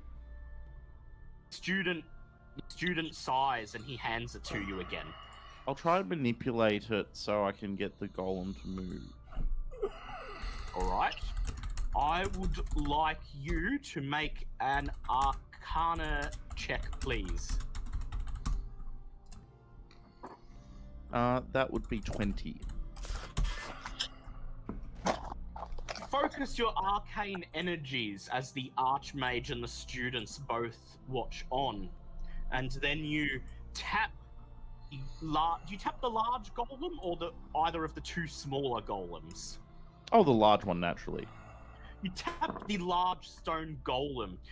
You immediately feel something surge from the rod and into the golem, and the golem shudders. It awakens just long enough to move its right arm, raising it into the air, and then stops moving. The Archmage claps, and he says, the gnome's done it! He's made some progress! He says, you there, gnome, what did you do? I explained basically how I got it to manipulate at this point. I'm going to try something else. I'm going to try and put some of my spell energy into it in the same way that I power the Bartleby Express. Trying to put some of my magic power. I'm going to put a 4th level spell slot into it. If I can. Make an Arcana check, please. I'm just going to pull my shield out for good. I'm just gonna get both my whips ready. That's a 22. Yeah, definitely Yep. good idea. You put a 4th level spell slot into the rod, and then once again you touch the big stone golem. Is the sound of rumbling stone, and then the golem bursts to life. I'd like you all to roll for initiative, please. Oh no! Come on, over All here. we had to do was talk to the guy. Wow. Oh, that's a 10. That is a multiple initiative. It's 16. Quick question.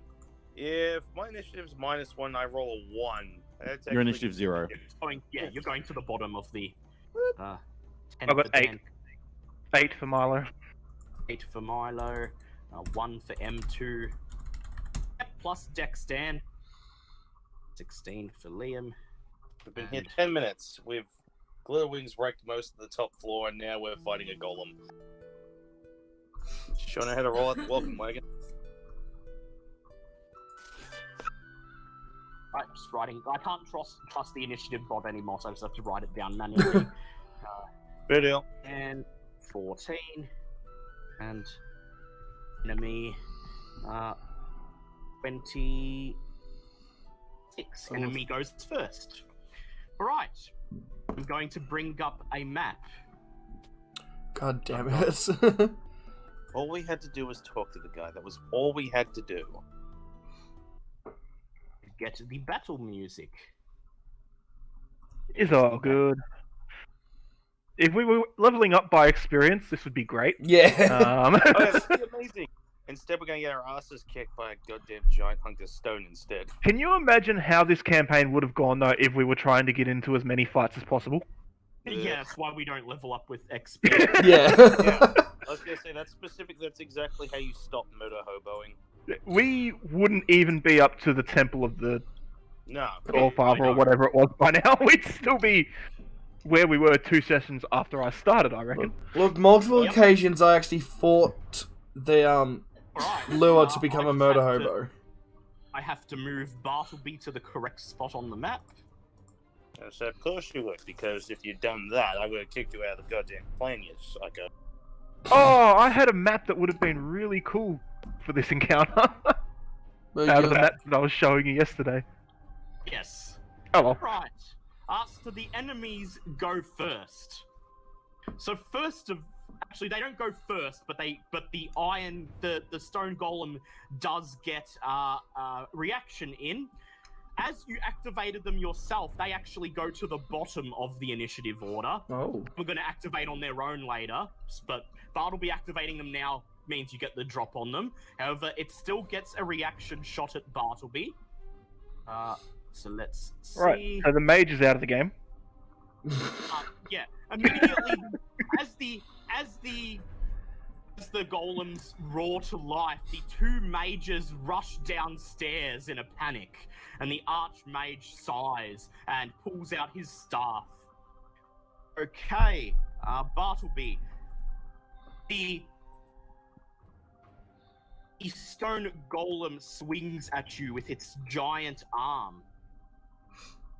First hit misses, and then it swings at you with its second arm. No, Reaver, you can't, unfortunately.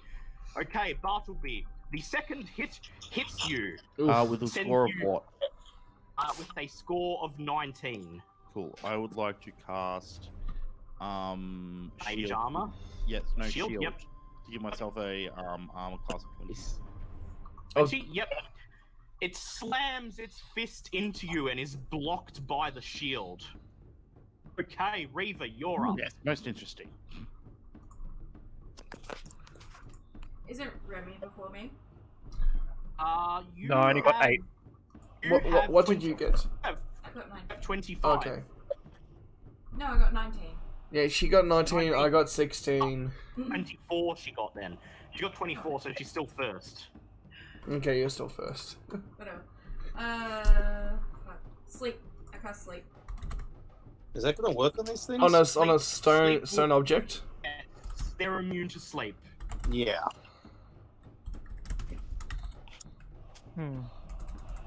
Shit, actually. What would you like to do instead? A lot of spray might work, but...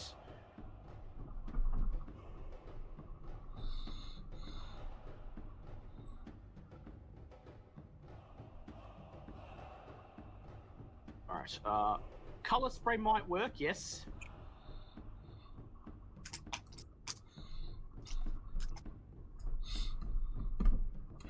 Alright. Also know that you must use an action to go invisible with your ring as well. Currently visible. Alerts. Great. Alright. Would you like to cast it at second level or first level? Second. Okay. Go ahead and roll 8 d10s.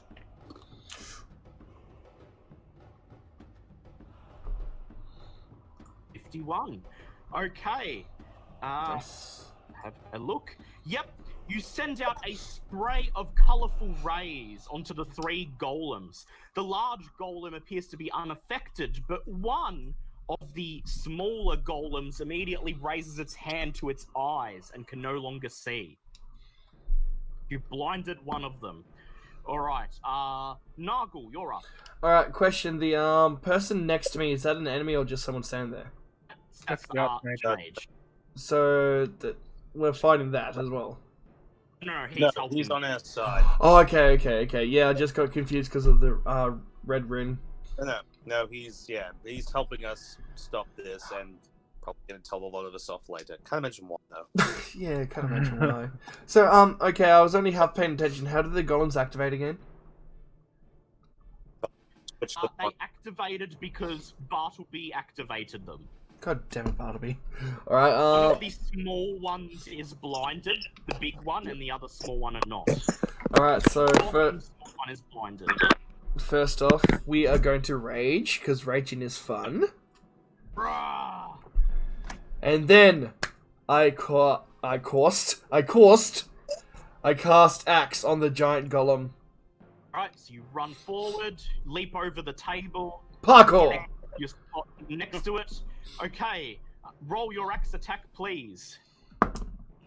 Oh, that is unfortunately a non-nat 20, but still. Non-nat 20. Actually, Okay. sorry, I didn't even add the because that's 19, and I forgot to add the plus 12. So yeah, that's 30 anyway. So yeah. 31, yeah. 31. Right. That's a hit. Roll for damage, please. Are you sure 31's a hit? I don't know. Crap. 2d8. Where's my d8's gone? Up your bum. It's not up my bum. Shut up. I was gonna say, would the big stone golem count as a giant enemy, or? No, he's a large construct. Fair enough. 8 plus 2. So okay. Calculator. So 10 plus 2. Oh, level 6 barb. That doesn't increase the rage bonus damage, does it? No, it doesn't. Okay, It's so still just normal. just normal plus 2. Okay, plus 2 plus 6. 20 damage. 20 damage. Not bad. You swing forward with your axe and chip away a large chunk of stone from the golem's chest. It lashes out at you with one of its giant arms as a reaction. Yes, Reaver, you do a stealth check, please. And Nargle, you leap out of the way as it swings at you with its reaction. Outstanding. Now, I got used- more attacks. Yep, you only have 2, because you used 1 to rage and 1 to move, remember? But I also have the extra attack. No, so you get 1 extra attack now, Yeah. and your third one that you'd normally get, you use your move action, and your fourth one from rage, you don't get on the turn you rage. Okay, yep, okay. Yeah. Math is fun. Alright, Reaver, you haven't gone into stealth, I'm guessing. You've failed that roll. Hello, Archie. Buddy. So make your second attack. Oh, yeah, sorry. Yeah, that's what I was confused on, because I was saying I have another You attack. you just get 1 more. Yeah, no, that's what I was saying, and everyone was saying blah blah blah blah, so I was just confused what was going on. Okay, that is a plus. Crap, I should really remember this, but I don't. That is a 14, which I doubt. Damn, that's a hit. 14. You swing with your axe, and just before your axe strikes the large golem, one of the smaller golems steps in front and takes the hit. Oh. Your axe glances harmlessly off its shoulder. Save, brother. All right. It is it is Dan Cooper's turn. You sure? Yep. Yeah, it's He just got easier. 14.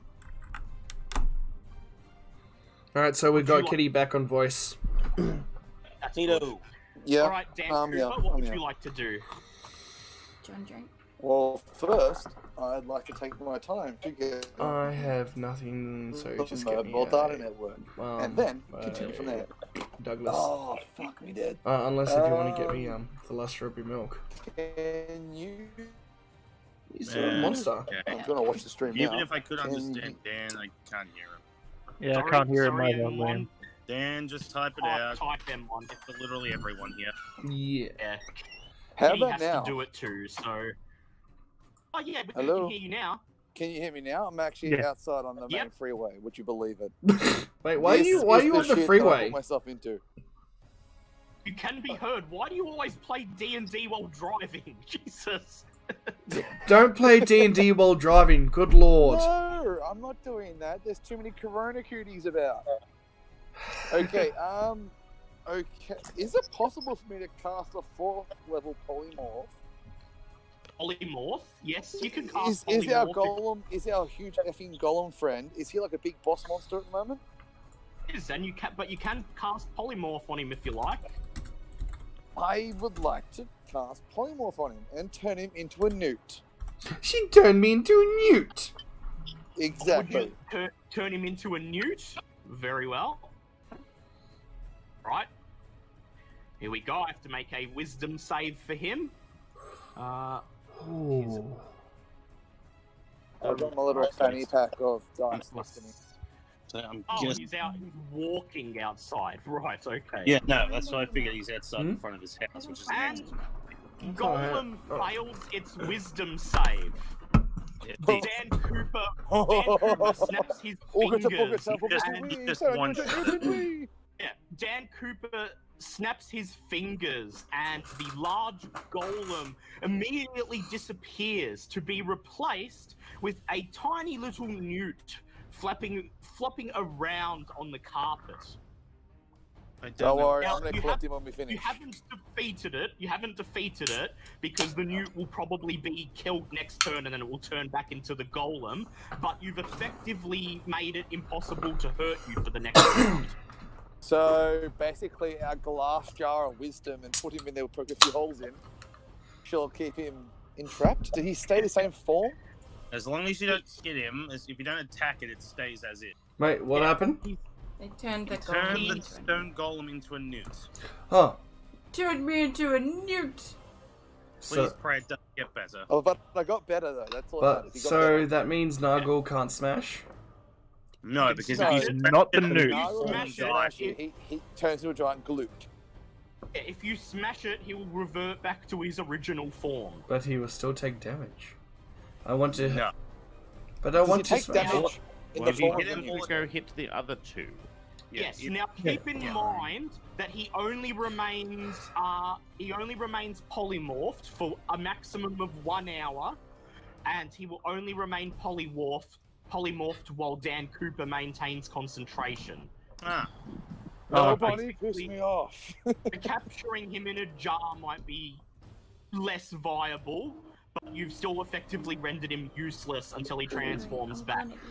Is it possible to Okay. dig a pit or throw him off the tower? No. no, because then you'll have a rampaging golem in the city. Oh my god, I've got... Okay, how high is the Not my tower? Exactly. About 100 feet. He's willing to drop him from a... Yeah, I'm No, gonna... no, I want to piff him out of the tower. which That's will what then I know. kill the newt, turn him back into a stone golem, and then you have a stone golem rampaging in the actual city. Yeah, but still, wouldn't that kill the golem if... Because he's... No. No, because if it dies in the newt form, it turns back automatically. Yeah. Oh, Any okay, ex- so... yeah, Think of it- yeah. Think of it this way. Sets of form. Think of it this way: you have effectively teleported the golem to where the newt was, and the newt to where the golem was, so the newt has its own set of health. Yeah. Yes. Which is what the newt's health, which is 4, for example. As soon as you kill the newt, it teleports back, and the golem teleports back to where it originally was with its current health. I'm going to throw it out the Okay, window. I've got an idea. Where is the smelliest place in all of the town? Your ass. Remember, he does transform back into his normal form after 1 hour, so... Guys, start being creative here. Well, it's Remy's turn, so... Over the course of the next round, we'll figure out a way to deal with him. You're up, Remy. I'm not close enough to hit any of the small ones, am I? No, you'll have to get closer. Which means I forego my attack. Yep. One of your attacks at very least. I would like to move close to 10 feet away from one of the smaller golems. I would like to specify that this time. And I would like to use my bonus action to cast Slayer's Prey. No, Hunter's Mark on the smaller golem near me, which is a level 1 spell, which gives me gives you bonus to your attack rolls and damage rolls, I believe. It gives me a bonus to damage. Damage, yes. It gives me an extra 1d6 to damage with every weapon attack. Yes. So I've used up one of my level 1 spell slots. Okay. Yeah. Right. You can now make one attack. One attack. I mean, So 2 attack with your 2 whips. yep. That is a nat 20 with my chain whip. Damn. And 10 with my elongated whip. Right, the elongated whip misses, but the chain Okay. whip hits. Roll damage and double. Okay, so my chain whip is just 1d6 now, because I got rid of the dex bonus to it. And wait, this is a silvered whip. This is your silvered whip, right? And it's not Yeah. magical? Yeah. Yep. Okay, roll the damage and double it, please. So that's... I rolled a 2, so that's 4, and now the extra d6 for the spell is a 4. Do I damage the 4 for the Hunter's Mark? Double? Don't double that. No, so what 8 happens altogether. So what happens is stone golems actually have immunity to bludgeoning, piercing, and slashing from non-magical attacks that aren't adamantine. So the first 4 damage doesn't do anything, but the Slayer's Mark damage does. Okay, so it's just 4 damage then. You lash against the stone defender. It recoils back, and then as a reaction, it swings at you with its arm. Oh, It can reach 10 feet? Actually, no, it can't. I forgot you're at 10 Yes, feet. there Yes, you go. that's fine. Oh, phew. Hey, you should have mentioned your whip was non-magical. I could have helped with that. No. Oh, well. Yeah. Next up, we have Anger. Actually, we have Bartleby next. Yeah, I'm like dead last. Yeah. Okay, so I'm still holding the control rod, right? Yes. Turn it off. No, I don't think that'll work. Well. I'm going to try and... Actually, I think I have an idea on how we might be able to kill the golem. The big one. Yes. I'm going to cast one of my newly acquired spells. Resilient Sphere on the Newt. So wait, actually, wait, no, before I do ask, what was the size category The of... newt? the golem? It was large before it was a newt. Now it's tiny. Okay, it was large. Actually, no, that's not going to work. Don't worry. I'm actually going to cast Resilient Sphere on myself. Yep, I'll bring that up in the chat so people can see what it does. And I'm just going to sit there messing with the control rod, seeing if I can get it to deactivate. All right. A sphere of shimmering force encloses you. Unwilling creature must make a dexterity saving throw. Yep, nothing can pass through this sphere, though you can breathe inside it. So you were protected while you were here. Okay, and next round you may attempt to use the rod to bring it under control. Okay, Angus, it's your turn. Alright, obviously I'll just have to go and attack one of the other ones, so I might as well give the throwing portion of my happy upgraded hammer a good go. I'm also going to add the Divine Strike that I acquired from going up to 8th level, which allows me, on each of my turns when I hit a creature with a weapon attack, I can add an extra 1d8 fire damage to the target. Yep. Alright, so it's a two-handed throw. I'll better roll to see if I actually hit first. 15 plus 7, which is awesome, so 22. Against the small one? Yeah. Okay. As you throw your hammer at the small golem, the other small golem immediately leaps in front of it, deflecting the hammer and sending it flying back to you. Wait, so it doesn't even take damage from the hit? Oh my. They must have an ability. Okay, well that's just rude as Would you all like fuck. me to? Would you like me to read the ability to you? If you could. So the smaller ones are stone defenders, and they have intercept attack. In response to another creature within 10 feet of it being hit by an attack roll, the stone defender gives that creature a +5 bonus to its AC against that attack. Now, their normal AC is 17. Ah. So his AC So went up to just 22. All the time. Yeah. Okay. You need to separate them. Well, Figured it that's- out now. Alright. Yes, puzzle boss time, basically. Yeah, Right, it's okay. the NPC's turn. The Archmage raises his hand, and he begins to lift one of the small stone golems off the floor. I'm going to roll for it. I'm using telekinesis here. 16. And unfortunately, the small stone golem breaks free of his telekinesis and he's unable to move it from its spot. Small stone golem moves up towards Remy. Epic. This one is blinded though, so it's going to attack with disadvantage. Okay. So it Thank just God I took that flails armor towards class. Remy. And Yeah. it misses. You duck as its stone fist flies above your head. Second stone golem moves up towards the desk, grabs one of the chairs, and hurls it at Dan Cooper. Oh no.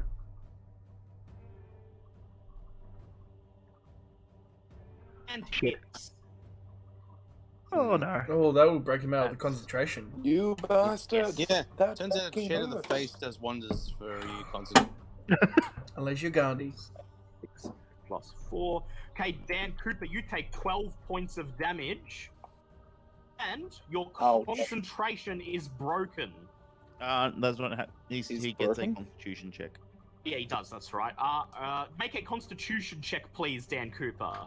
I shall rip out my little dice now. It'll be That's your- DC 10. Yes, DC 10. Grab your fairy averters. Oh, here we go. Number 10. Let's do this. Oh, that's 12. Hang on. I'm trying to find the dice. Hang on. Up to 100's DC 10. And I have got... 1. 1. Okay, your concentration is broken. The newt disappears, immediately replaced with the huge stone golem. Ghost! It swings at Nargle twice. Motherfucker. Rude. Told you it's true. Throw the fucking newt out the window. It misses both times as Oh. Nargle deflects its blows with his axe. It then swings at Bartleby one time. Misses as it is unable to pierce. Oh wait, Bartleby, you're in the thing. It wouldn't even bother to swing at you. It I swings wouldn't at know. Nargle. It's in the thing that's Yeah, around me yeah. is invisible, Swings so at it me wouldn't know. again. Yeah, that's an interesting spell. Swings at Bartleby, but its fist is unable to pierce the sphere. There's a blink of magic as its fist hits the sphere and rebounds. It lets out a silent roar and swings at raises both of its arms into the air, and magical energy begins to surge through them. Oh Then shit. holds out both of its hands and sends the magic energy throughout the room. I would like everybody to make wisdom saves, please. Oh, I Shit. can't be affected That's by a cold 20, or- not nat. or Yeah, any- Wait, hold on. One sec. Wait, no. One sec. Hold it, hold it. 23, actually. Gotta love this spell. My rune of protection, doesn't that give me advantage on saving throws? Only against poison. Yeah. I got 8. Wait, I'm rune of fine. protection. Wait, hold on. We're doing DC 20. No! No! Yep, No! fuck No! Fuck you, fuck. Oh, One you, tiefling to another. fucking 3. Alright. I got 23, so I'm good. I haven't rolled yet. I nat one. Alright. Let's see how Narkle It's goes. official. The I'm dice just god finding out. officially hates You know what? Yeah, no, Honestly, the Faye, I no, like you. the rune of protection. It gives me a +1 on saving throws. Oh, yep. It does. Okay, it does, yes. Okay. +1, not advantage, just +1. Yep. Okay. Oh shit. It was a wisdom saving throw, wasn't it? Yep. Yes. What is your wisdom anyway? So that's a 10. I was gonna say, what is your wisdom? His wisdom's Right, +2. what did Milo get? 8. So wait, with a Okay. +1, that would be 13. But the DC on this one was 17. Yeah. I'm just saying. Okay, so everyone except Bartleby and Angus is now slowed. Time begins to slow to a crawl for everyone in the room, except Bartleby in his sphere and Angus, who was able to move through it. Okay. Is that a mind effect? Thank fuck it didn't kill me. Yeah, thank- No, it's not. It's Okay. So Slow, not a mind if effect. it was just slow, then what would it do on a nat 1? Just extra slow? it doesn't Just do slow. anything. Just Okay, Hell so yeah. Yeah. while you were slowed, you have the -2 penalty to your AC. You can't use reactions, and you can only make one action per turn. Does that include your bonus action? Yep. So You get one like, action one. altogether. You can't do action and Yeah. bonus. No. And at the end of your turn, you get to make another wisdom save to try and break out of it. Okay. Okay, Kitty, you're up. I want to look around the room, like, just to have, look in the room, whatever, for anything that might be useful to stop it. All right. Make an investigation check, please. Do you want the D20 here? Yeah, that'll be easier. Just give me that. What did I get? That's a 7. +4. 11? 11. You slowly scan the room, and in one of the shelves, you see the Archmage's magical supplies, and you see a couple of lightning bombs. Okay. However, you're moving so slow, you won't be able to get to them until next turn. Oh, I want to start slowly moving Yep. towards them. You may now make a wisdom save to try and break out of the slow. What'd I That's a get? 15. That's 15. And You I are don't still have a slowed. plus anything. oh, okay, so it's Yes, just you are 15. still slowed, unfortunately. God damn it! Okay, Nargle, you're up. So with the -2 AC, what else happens? You're only allowed to take one action. Oh Jesus Christ! Okay. Yep. No amount of rage can slow the passage of time. Oh wait. Oh no, never mind. That was just slow. Okay, no. All right, come on, let's attack. Ugh, that's 13. No.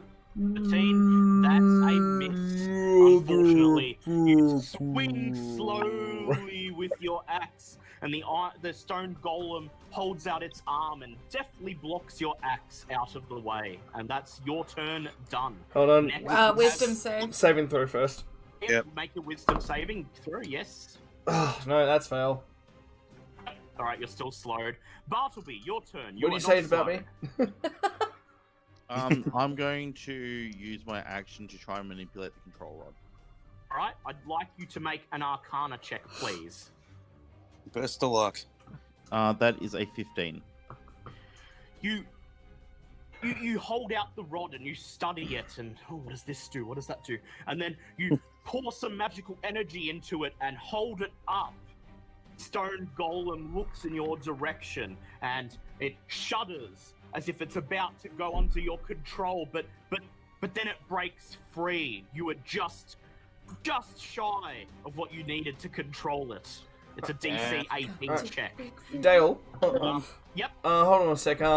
Even with my, I just had a thought. Even with my level thing with extra attack, that's taken away as well.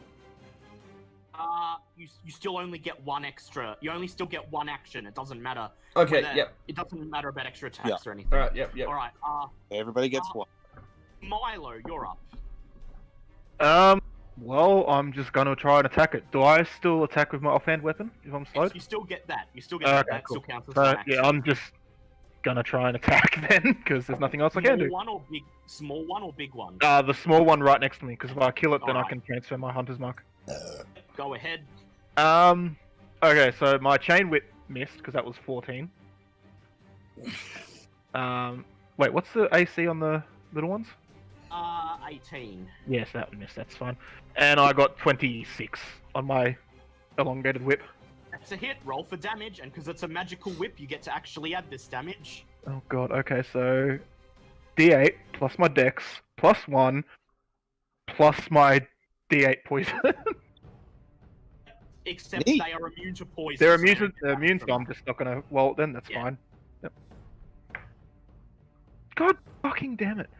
1 plus 4 plus 1, so I got 6 damage. 6 damage. Oh, well, plus- better than nothing. Plus the Good D6, thing- sorry. Yeah, I almost plus the- forgot about the add the hunter's mark. D6. Which is 2 anyway, so. So that's 8 altogether. You notice that the small golem is now looking a little bit beaten up. Dan Cooper, your turn.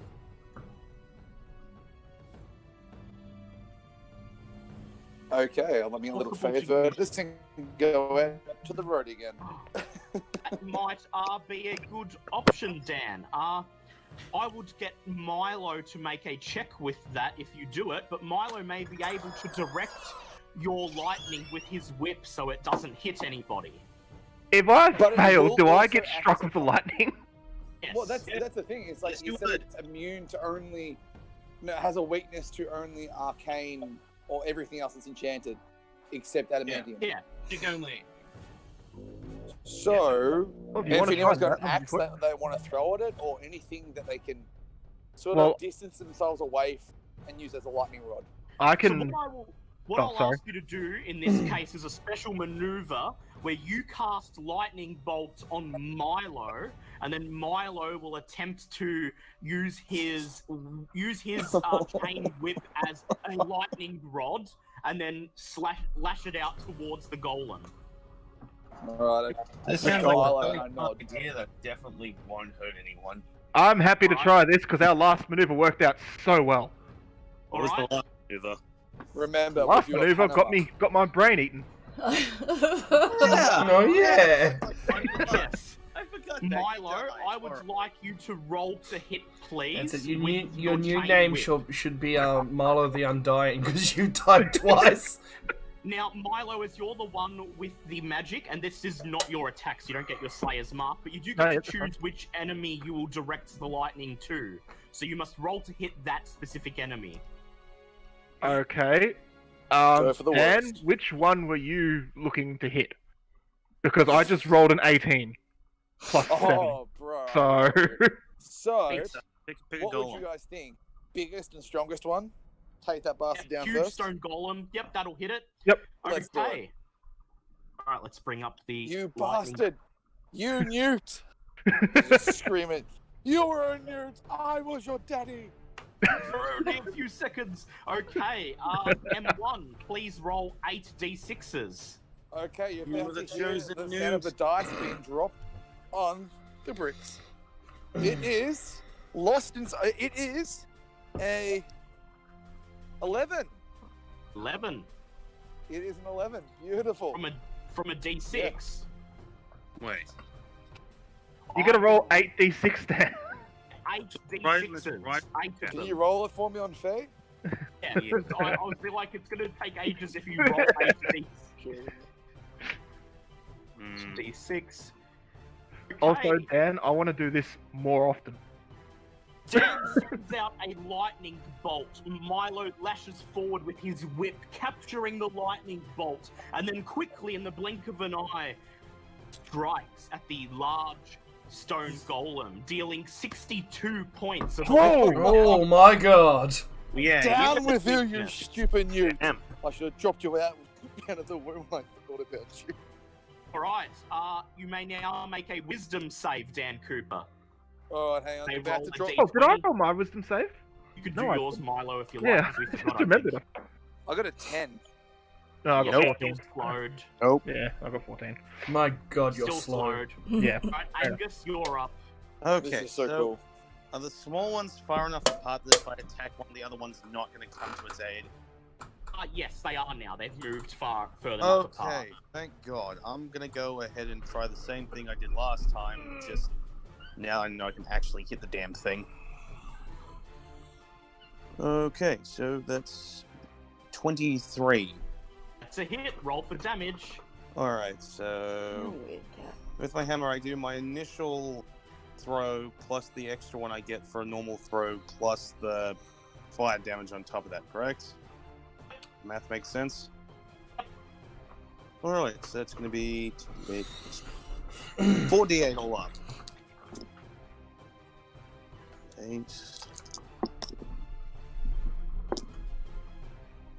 8 and 11. 19 points of damage. 19 points of damage. Good hit. Oh yeah, You wait, s- plus 2 for strength, so that's 21. Hurl your hammer. It sails through the air, striking the small golem on the side of its head, and then And it's on circles back fire. to you like a boomerang. You catch Ah. it, noticing a scorch mark on the side of its head. Okay, Thing. the enemy's turn. The Archmage raises his hand and shoots a lightning bolt at the large stone golem. Neat. That's See someone else get stupid thing. will roll its deck save for it. Would that also hit the small one? Yes, it does. It deals 70 points of damage to both Oh. of them, Yay! nearly destroying the small one. Rocks hate lightning. Neat. Right. Small stone golem picks up another chair and hurls it at Angus. Oh, great. Just flashbacks of rocks hitting you. And it gets to do it with advantage. I forgot because you were slowed. No, I'm not. You I'm know not the you're only one slowed. who's not Well, slow. yeah, that's right. So it misses. You duck as the chair sails over your head and smashes into the wall. Ah! You might be able to, Dan Cooper. The other stone golem swings at Milo with advantage. My AC is 17 now, so yeah, it hits. And it hits you, and it deals. Look.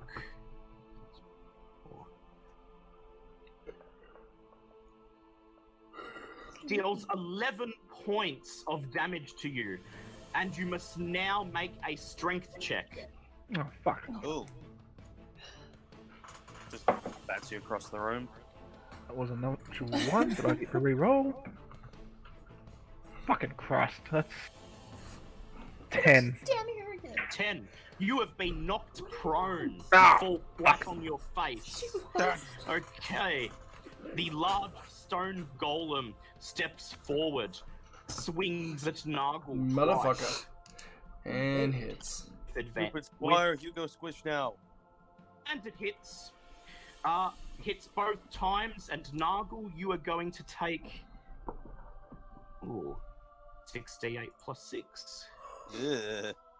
Oh, 68. Yeah, I thought you said I thought you 68. said 68. Oh my god. Take 26 points of damage. Okay, and you must that's now much make better. You must now 84 make a minus strength save. 26, 58. Oh yeah, that's a definite pass. That's over 20. You are not knocked prone, and then he swings at you again. Round 2. Rude motherfucker. Oh, dear. Wait, It's a rock. are you also taking the reduced bludgeoning damage as well? Yes. Okay. But it was still 26. Yep. Yeah. Okay. He hits you one more time, and you take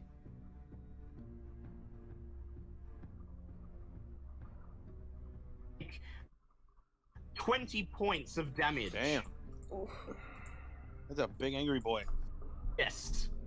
Make a strength save, please.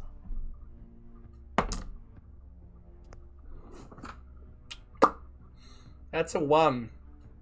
You Oh. fall prone. Oh, nothing else? Just Fantastic. Do like 3 backflips as he backends you across the room.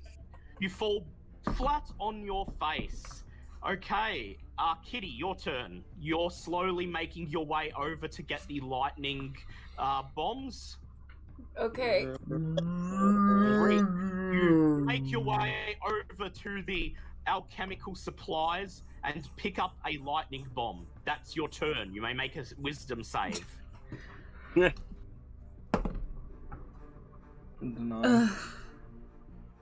Yeah, I got a 9.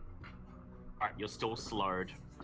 Alright, Nargle, your turn, however, you are prone, and you can, while prone, you have disadvantage on your attack rolls, and if you would like to climb up to your feet, that will use your action, and that will be your turn.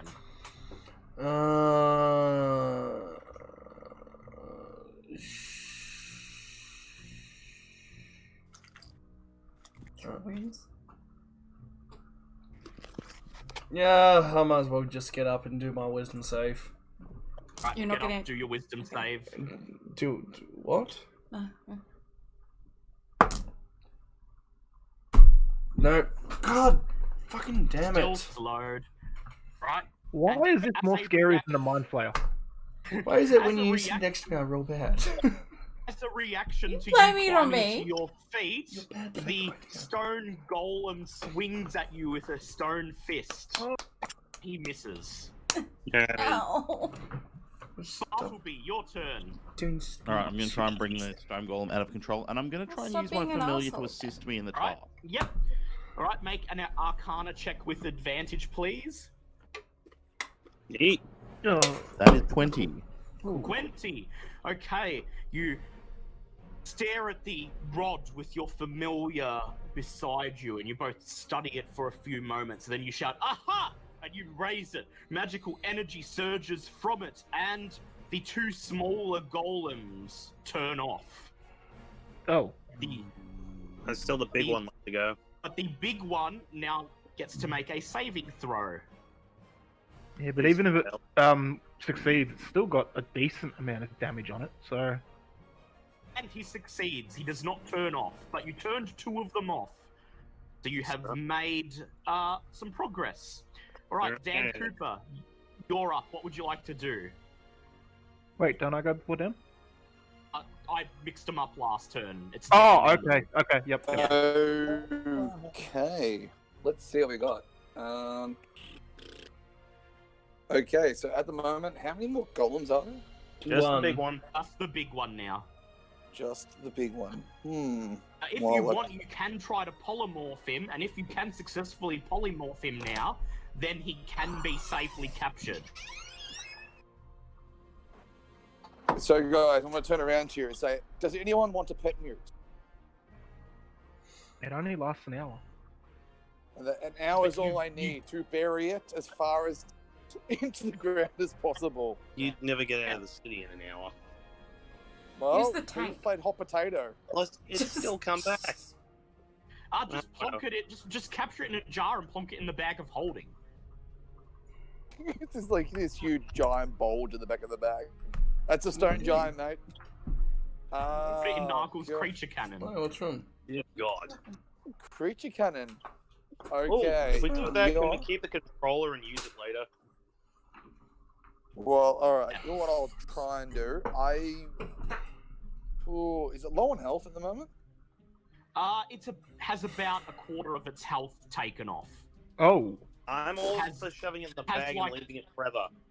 Yeah, it has like over 300 health. Yep, definitely go polymorph it in the bag. Polymorph. I Yeah. take back all prior comments. Okay. Yes, polymorph it. Have you got your big bug catchers ready, guys? Let's do this. I'm gonna cast polymorph. All right, it gets to make a wisdom save, Watch it roll on that Hey, 20. you bastards, stay the fuck Well, out. you stupid rock. and it passes the wisdom Fuck. save. What You the are hell? unable to polymorph at this turn. You're just a newt to me as I stare at it blankly and point at it. You're just a newt.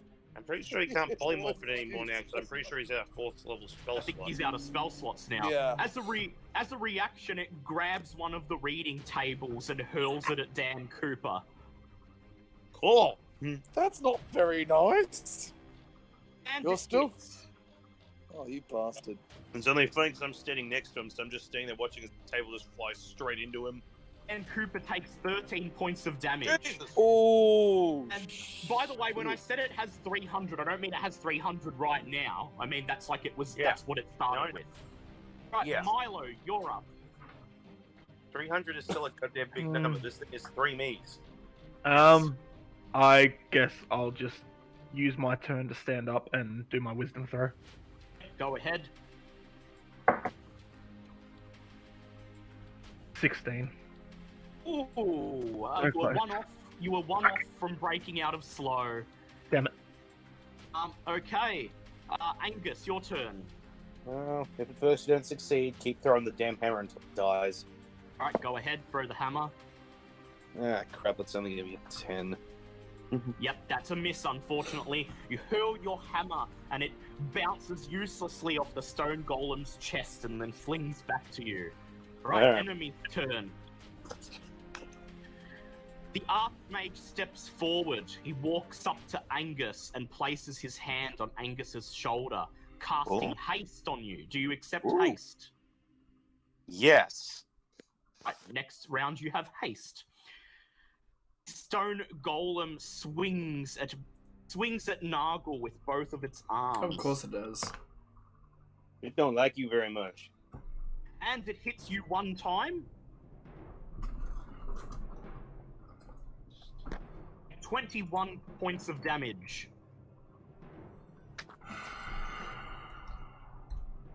And then, let me just see. It swings at you again with another 2. And hits one more time.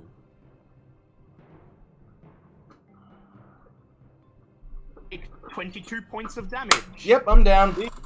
Alright, Wow. death save, please. Well, damn. That's a 1. Well, Okay, one failed death save. no, You if did you get rolled some- a 1, if you rolled a 1, that's 2 failed death saves. Oh, Yeah, it is. cool. 2 failed death Fantastic. saves. Will Nargle die for the first time? Against something that we didn't even need to actually fight. Cool. I was going to make you fight it anyway. That was the encounter for this session. It's just Oh. Bartleby activated it prematurely, and I gave you an advantage over it because of that. Okay, Bartleby, you're up. Do you know Bartleby, you're up. All right, I'm gonna try and bring the Go ahead. the large one under control with my owl's Right. assistance. Right, make an Arcana check with advantage. I think we skipped Kitty. Yeah, you skip Kitty. Oh, she used her turn to get to the thing and grab the thunder. That was last turn. Alright, so how did... Oh, yeah, I did. Sorry. Kitty takes her turn first. Okay, cool. Keep your roll ready, Bartleby. Actually, you can re-roll it next turn if you'd failed. Right, Kitty, you grab the thunder bombs. You have time enough to throw one of them. Would you like to throw it? Right, go ahead. Roll to hit, please. Am I using a modifier? Just your dex modifier, please. Yeah, dex modifier.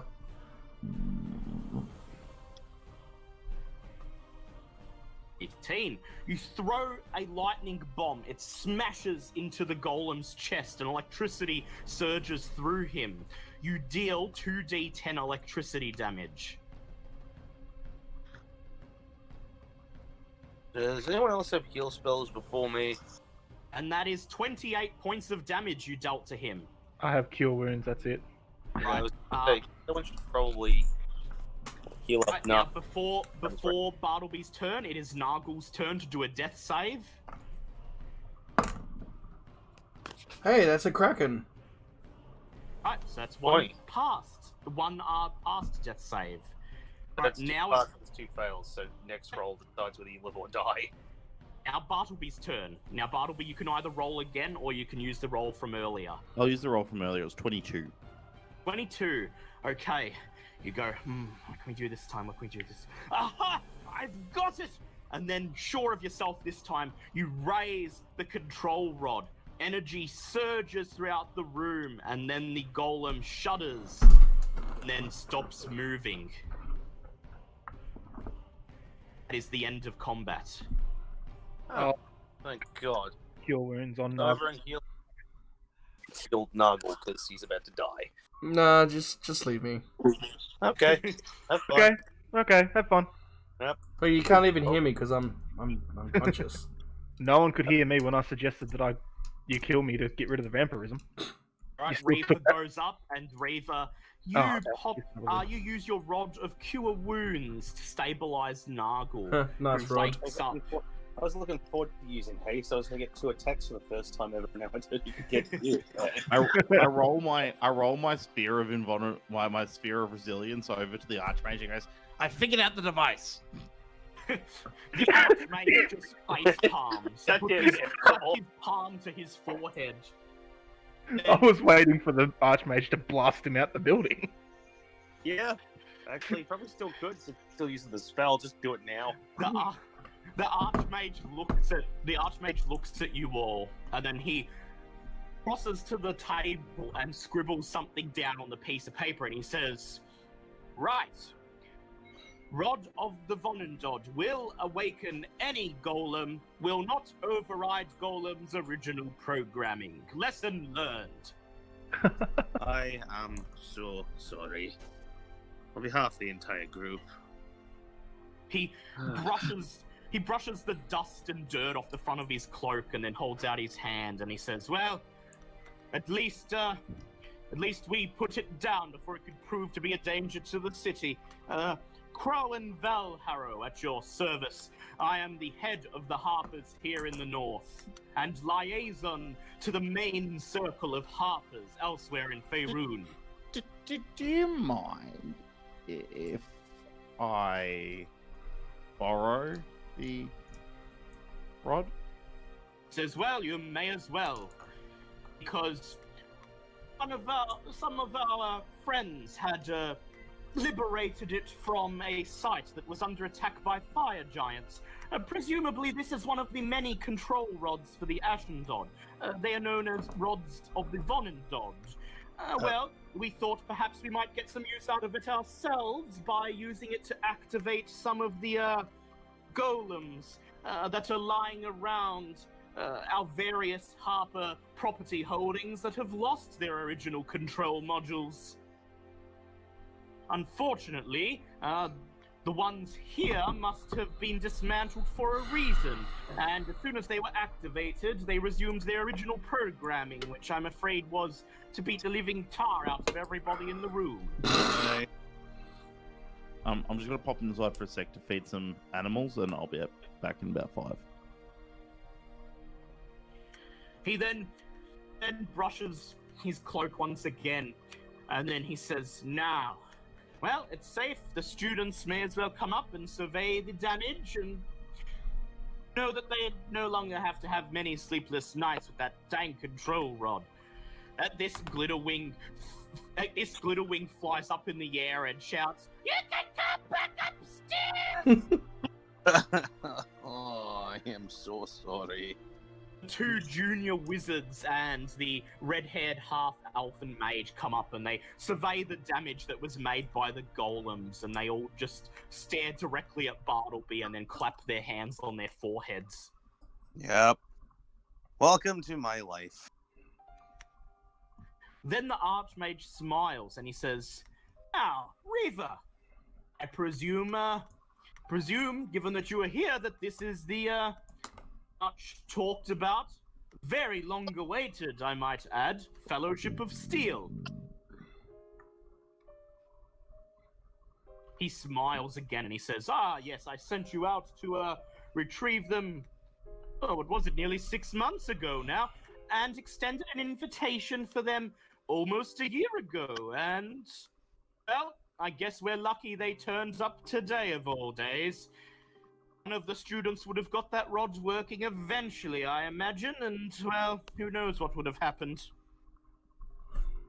Hey. Well, better late than never, I guess. He says, "Well, pull up a seat and sit down, and we shall discuss long-awaited business." He plonks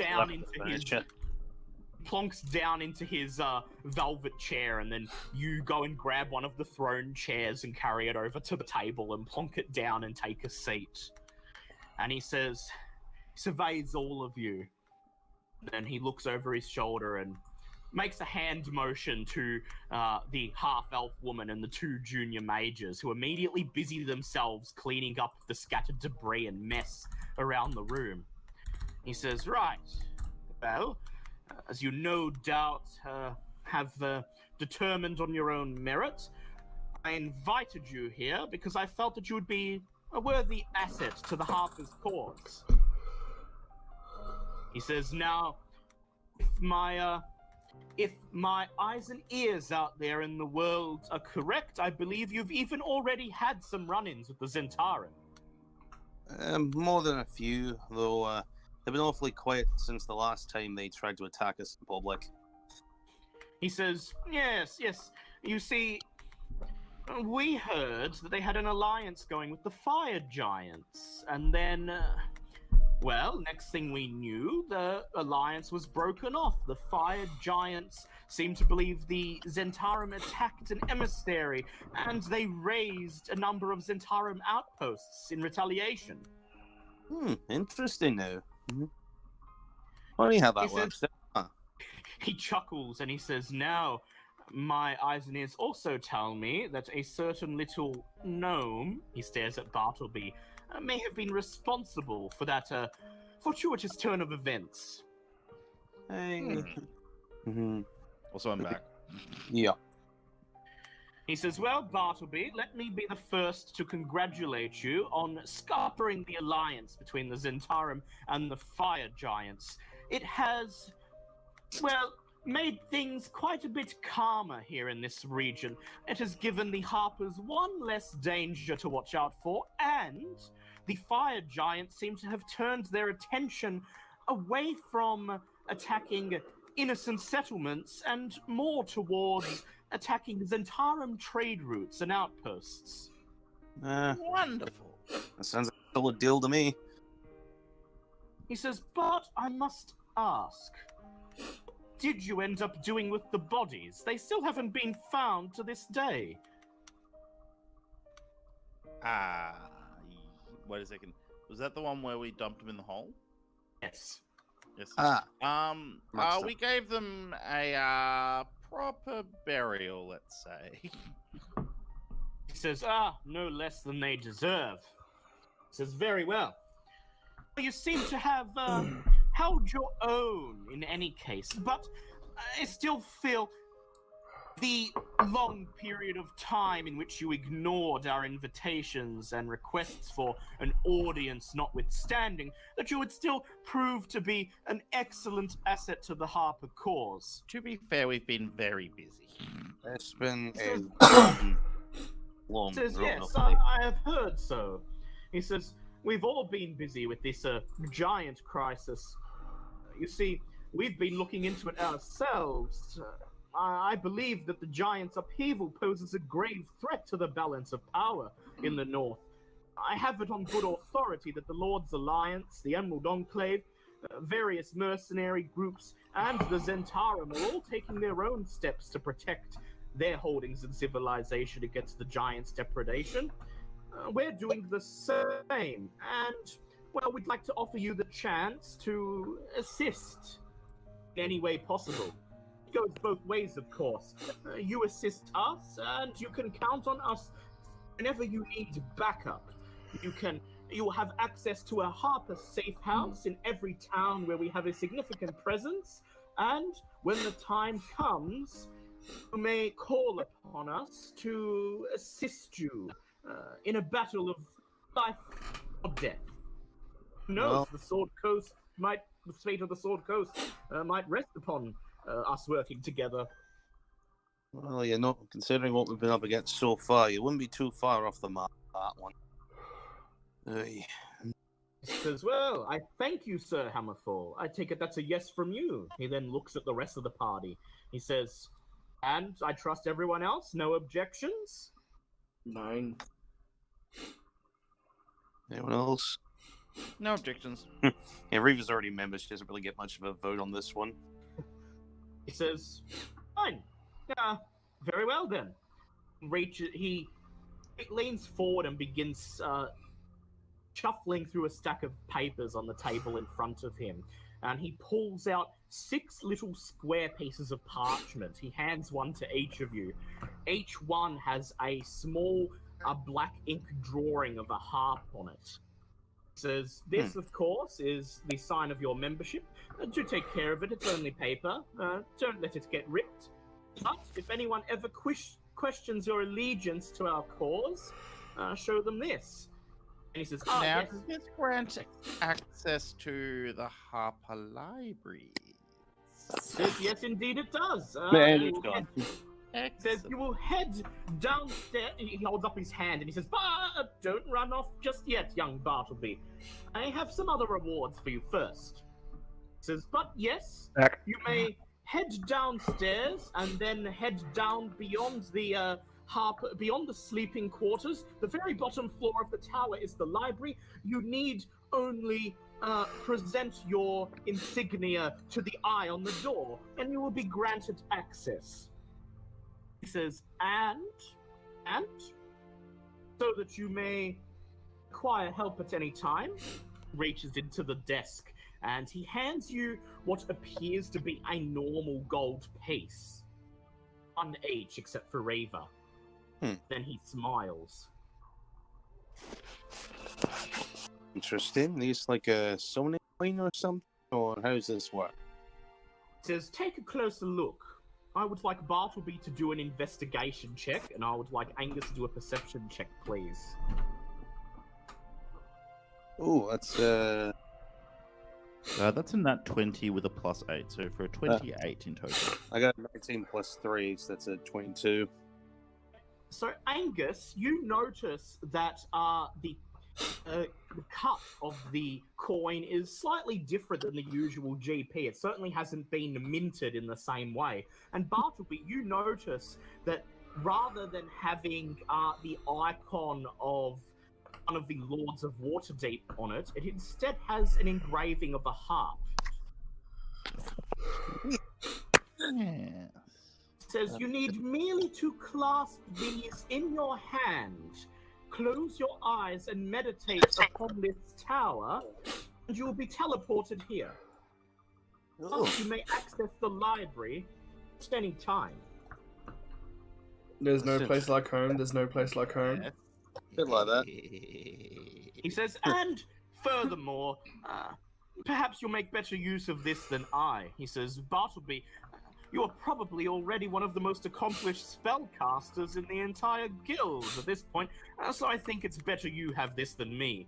He stands up and walks over to his shelf containing his arcane supplies, where he retrieves a small wooden box with gold engravings on it, and he hands it to you. He says, Dorathra of Tribor gave this to me for a birthday present last year, but I believe that it will be of better use to you.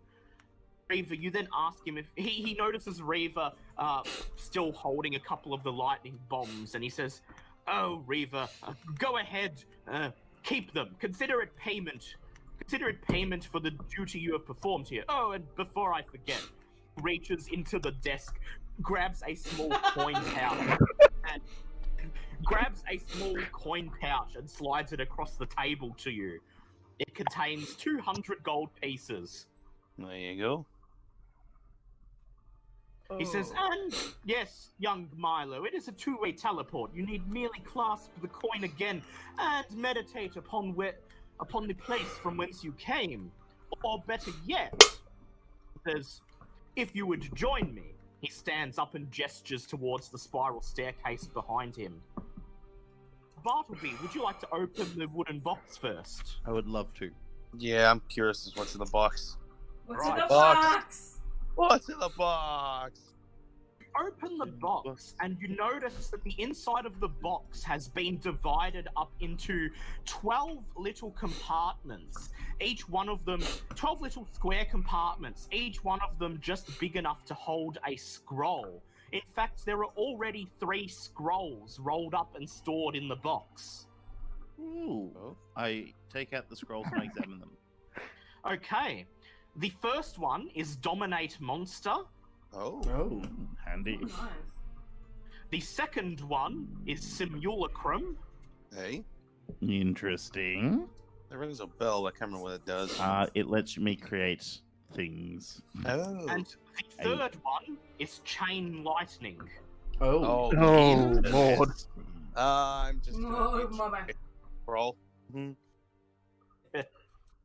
So Reaver, you get 3 lightning bombs. You then follow the Archmage upstairs. You follow Valparo upstairs. He leads you into a small room just under the Harper's signaling mirror. And this room is smaller than his study. Just barely enough room for you to stand in it. But inlaid into the floor across the room are 6 circles, each one with a word inscribed underneath it. Waterdeep, Neverwinter, Silvery Moon, Yata, etc. Bartleby, you recognize these as teleportation circles. Interesting. Oh, that'll be Says- useful. Since each of these circles takes you to one of the major cities of the Sword Coast. You may travel to Neverwinter, to Waterdeep, to Yata, to Loudwater, to Mirrorbar, or to Silvery Moon. In an instant. And as members of the Harpers, you have access to these circles, which you may use any time. Oh. Outstanding. He says you will be That's teleported to a Harper-owned property in each of the cities, and each of those properties has the paired circle, which will bring you back here, if you do happen to lose a coin. Fair enough. So do these coins teleport us to any of the Harper residences, or just to They this will one? It will teleport you to this one, but then you can then head Yep, upstairs then I can and use any of use the it to get- summoning circles. Fascinating.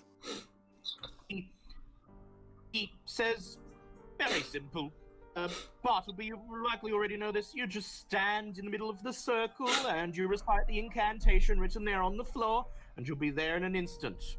Claps his hands and he says, now, I believe all the pleasantries are dealt with. You have your membership proof You have your rewards, and you stopped that golem from destroying the tower. That would have been a nasty embarrassment. I don't know how I would have been able to explain that to the other Harper circles across Faerun. Says, now, the only thing that remains is to dedicate ourselves to the issue at hand. Putting a stop to this crisis that has infested the Sword Coast. Says, I know that giants and dragons are our ancestral enemies. One of the theories I've held for a while is that perhaps dragons may be behind the present disturbance. I just snarl. In fact- I just snarl at him. And snarl and scoffing at him in the fact that he's blaming dragons for this. Well, the thing is, Nargle, you know that this is true, though. You found out from the Allfather that Yeah, but still, happening is still because there's a Dragon blue dragon. but still Dragonborn noble. It's the fact that a non-dragon or Dragonborn is saying it. Yes.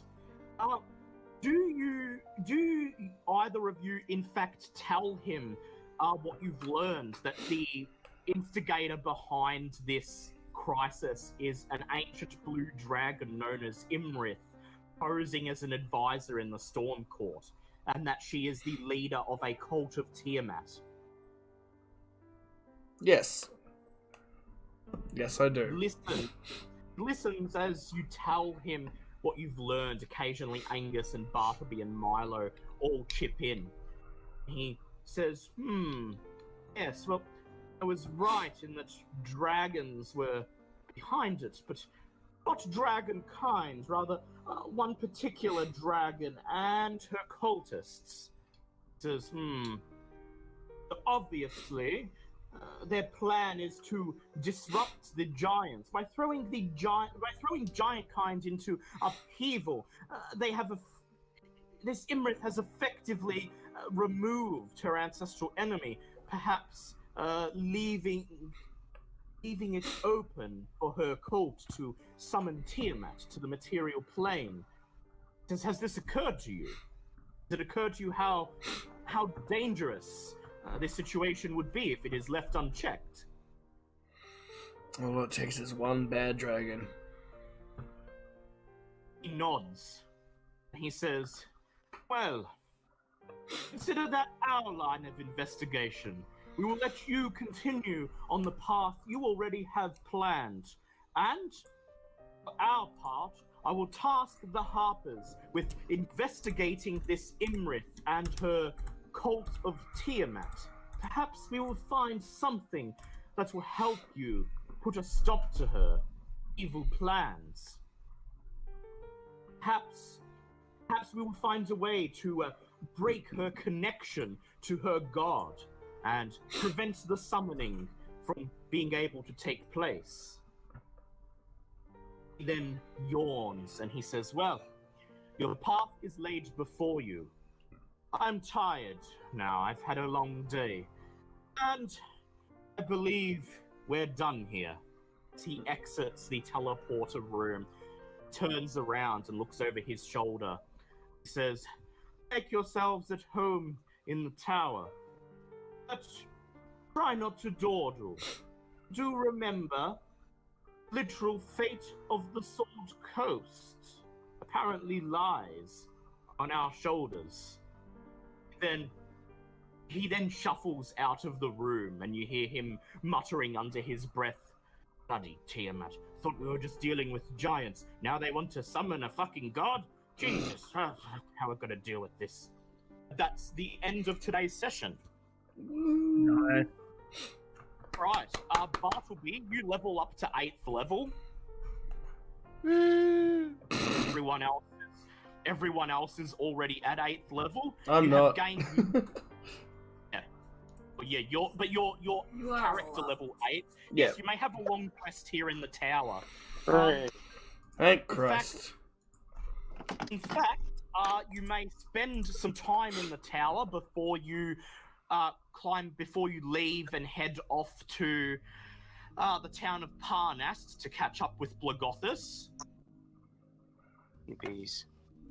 Angus, just to fill you in, Archmage revealed his suspicions that perhaps dragons are some way connected to the current plight, being they the ancestral enemies of giants. At this point, Nargle decided to reveal to him what you were told by the Allfather, that the Storm King's disappearance was orchestrated by an ancient blue dragon known as Imrith, who is the leader of a cult of Tiamat, and that she threw the giants into upheaval to ensure that they would not be an obstacle to her and her cult in their plans to summon Tiamat. Good time. This greatly concerned the Archmage, and while he tasked you with continuing on your already chosen path, he stated that he would leverage the resources of the Harpers to investigate Imrith and her cult, and perhaps try to find a way to break her connection to her god, which would be an amazing boon for you. That would be huge and definitely a good idea. If anyone can find out how to do it, it would likely be the Harpers, as they have the greatest arcane minds in the lands. Including Bartleby. Including Bartleby now. Okay, so our agenda for next session, you have a couple of options. You may continue the main quest by returning to the Temple of the Allfather and presenting the Morga's Mound artifact. Or you may continue onwards to the town of Parnast and complete the side quest involving Blagothus and his cloud castle. Fair enough. So which one will you be pursuing next week? I would say the cloud castle would make it easier to get to places, wouldn't it? Yeah. Yes, it would. So Just leave. also, I'm a completionist, so I want to do all side quests before doing main Very quest. well. Don't we eventually have like a giant uprising to cause the hill giants as well somewhere? Well, that's one of the possible giant lords. Basically, when you return to the Temple of the All Giant and present the artifact to the Allfather, he will inform you that your way to get to the Storm Court is to slay any of the giant lords and use their conch of teleportation to go directly to the Storm Giant Court at the bottom of the ocean. Yeah, we've already kind of made our decision on which giant lord we're going after there. So the Hell Giant Uprising will only really come into play if you choose to go up against the Hell Giant Lord. Yeah. You don't have to kill just one. You can kill more than one. You can kill one, advance the quest a little bit, and then finish up loose ends later by taking care of the other lords. Fair enough.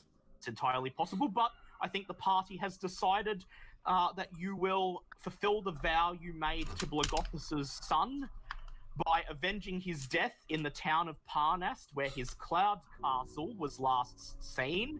And you also know that the vampire that you previously tangled with is now traveling in the company of Blagothus. That is true, and we definitely want to tie up that loose end. Yes. You've also heard whispers that Blagothus has betrayed giant kind and may be consorting with a group of dragon cultists. Oh, good. Which means that you may be able to deal a blow to Imrith's Tiamat cult at the same time. 3 birds, 1 hammer. Sounds like fun. Alright, so I'll prepare that for next week then. Yep. And yeah, so that's the end of this week's session. You will have 2 of one time in the Harper Tower. Is there anything in particular you'd like to do before because you head on your way? the Harpers are big in magical stuff, I would assume that's a lot of potions as well. Would they have access to the poison, the ingredients needed to make that strong poison that I could possibly buy from them? To make the strong... Yes. In fact, I would like you to do a survival check, please. Survival? Oh, come on. Now's not the time to fail today. Haha, nat 20. Not lying, nat 20. Okay, you managed to gather half of the ingredients of the strong poison that are stored in the Harper Towers. At the same time, Reva is going to send her newly trained falcon out to procure the rest. Reaver, you stand at the window of the tower and you hold out your hand for Ivana. She looks at you and caws and shrieks, "I'm gonna fucking find him!" And Jesus! flight into the air. That's a goddamn angry bird. Reaver, I would like you to make an investigation check with advantage, please. I'm really glad not all of us can understand animals. You're like, what the hell is that thing's problem? I love that. That's amazing. Just a really angry Australian fucking falcon. Yep. Nice. I'm down for that. Oh, goodness. Hey, Nice. as well. Holy shit, we're killing this. The next day, Ivana returns early in the morning, dropping a bunch of herbs and other supplies at your feet. And also a partially eaten squirrel. She then jumps up, hops up onto your shoulder and says, thought you could do with a bit of tucker. You're looking fucking thin, girl. I was gonna say, this is the place of the flying cats. Do any of you express interest in the flying cats? I mean, I could try. I don't know how well I'd go, but I'd definitely give it a go. Or at least, like, find the one that Cujo was harassing the tabby one. See if it's okay. I would like Angus to do a wisdom check, please. Alright. Let's have a look-see. Ooh. Oh, even with the 4, that's like a 6. Never mind, that cat wants nothing to fucking do with me. You actually may do it with advantage because you are Sir Angus Hammerfall, and these cats are smart enough. That cat will be like, oh, well, look at you, Mr. Fancy Man. Ivana's a butch. Oh, come on. Eagle. It's like a Plus 13 your at best. 13? It's okay, you only needed 12. Oh, shit. Rest of the day, as you help clean up, you locate the tabby cat that Cujo was chasing, and you apologize to it for the party's display. It looks at you with what seems to be adoration in its eyes, and then begins rubbing up against your body, purring loudly. You have obtained a pet Tressim. More pets for the pet horde. Then the winged cats arrive. Yep. Well, I now officially have a name for it. Its name's gonna be Hussar. Hussar. Yep. Since this is a magic place, there's really nothing for me to do, so I go somewhere in town and just train. Yep. Bartleby, would you like to look for anything in particular in the Harper Library? Yes. More information regarding to my project. Very well. Make an Arcana check with advantage, please. You have the entire Harper Library available to you.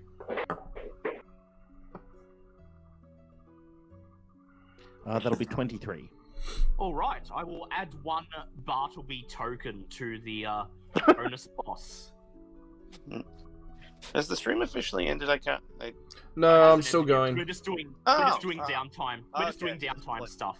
Yeah. So, okay, so the bonus joke boss that's happening in the epilogue, as I told you, is going to be Bartleby's creation. Oh, no. And every time he succeeds at a piece of research about it, I'm going to accumulate what I call a Bartleby token. Oh, God. And its final strength will depend on the number of Bartleby tokens. Oh, no. Oh, God.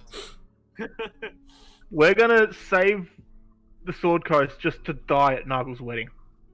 Sweet, so currently, we have 2 Bartleby tokens that have been accumulated. Reaver, you may make a poisoner's kit check with advantage, please. Actually, wait, I have a better name for the cat. Do I? Actually, what do I get for having this lovely flying? What's the actual name of it? Creature? I just keep calling it. Its name's gonna be Hussar. Unfortunately... Yeah. Unfortunately, Reaver, you're only able to make 1 dose of the strong poison. Fuck's sake. I was gonna say, what, do I get anything for having this particular pet, or is it just a happy flying cat? Whatever the hell the creature's called, because the name just escapes me right now. Hussar. It's a Tressim. You can use him to gain advantage on perception checks. Ooh. Oh, yes, good. You can also use him to give an enemy disadvantage on their next attack, just like Cujo can. So similar Cujo. Cool. So yeah, that works for me, especially with perception. Awesome. He's rubbing up against you and purring extremely loudly. That's when the Archmage comes up and sees you there. Normally, you don't seem like the type to be a cat person, so he notices the look on your face and notices the cat rubbing against you, and he shouts, "Hussar, leave him alone, leave him alone." And then you raise your hand and you say, No, it's quite all right. He's sort of cute in his own way. Hey! Bit of a mangy one, he's fine. Yep. Would the Harpers have a supply of the really poisonous poison that I could possibly buy from them? Ah, yes, the poison. They're all. A lot of them are rogues and bards, so they tend to make it themselves. Okay. Yep. No problem. And Nagel, I would like you to roll 1d100, please. I can do that. Oh.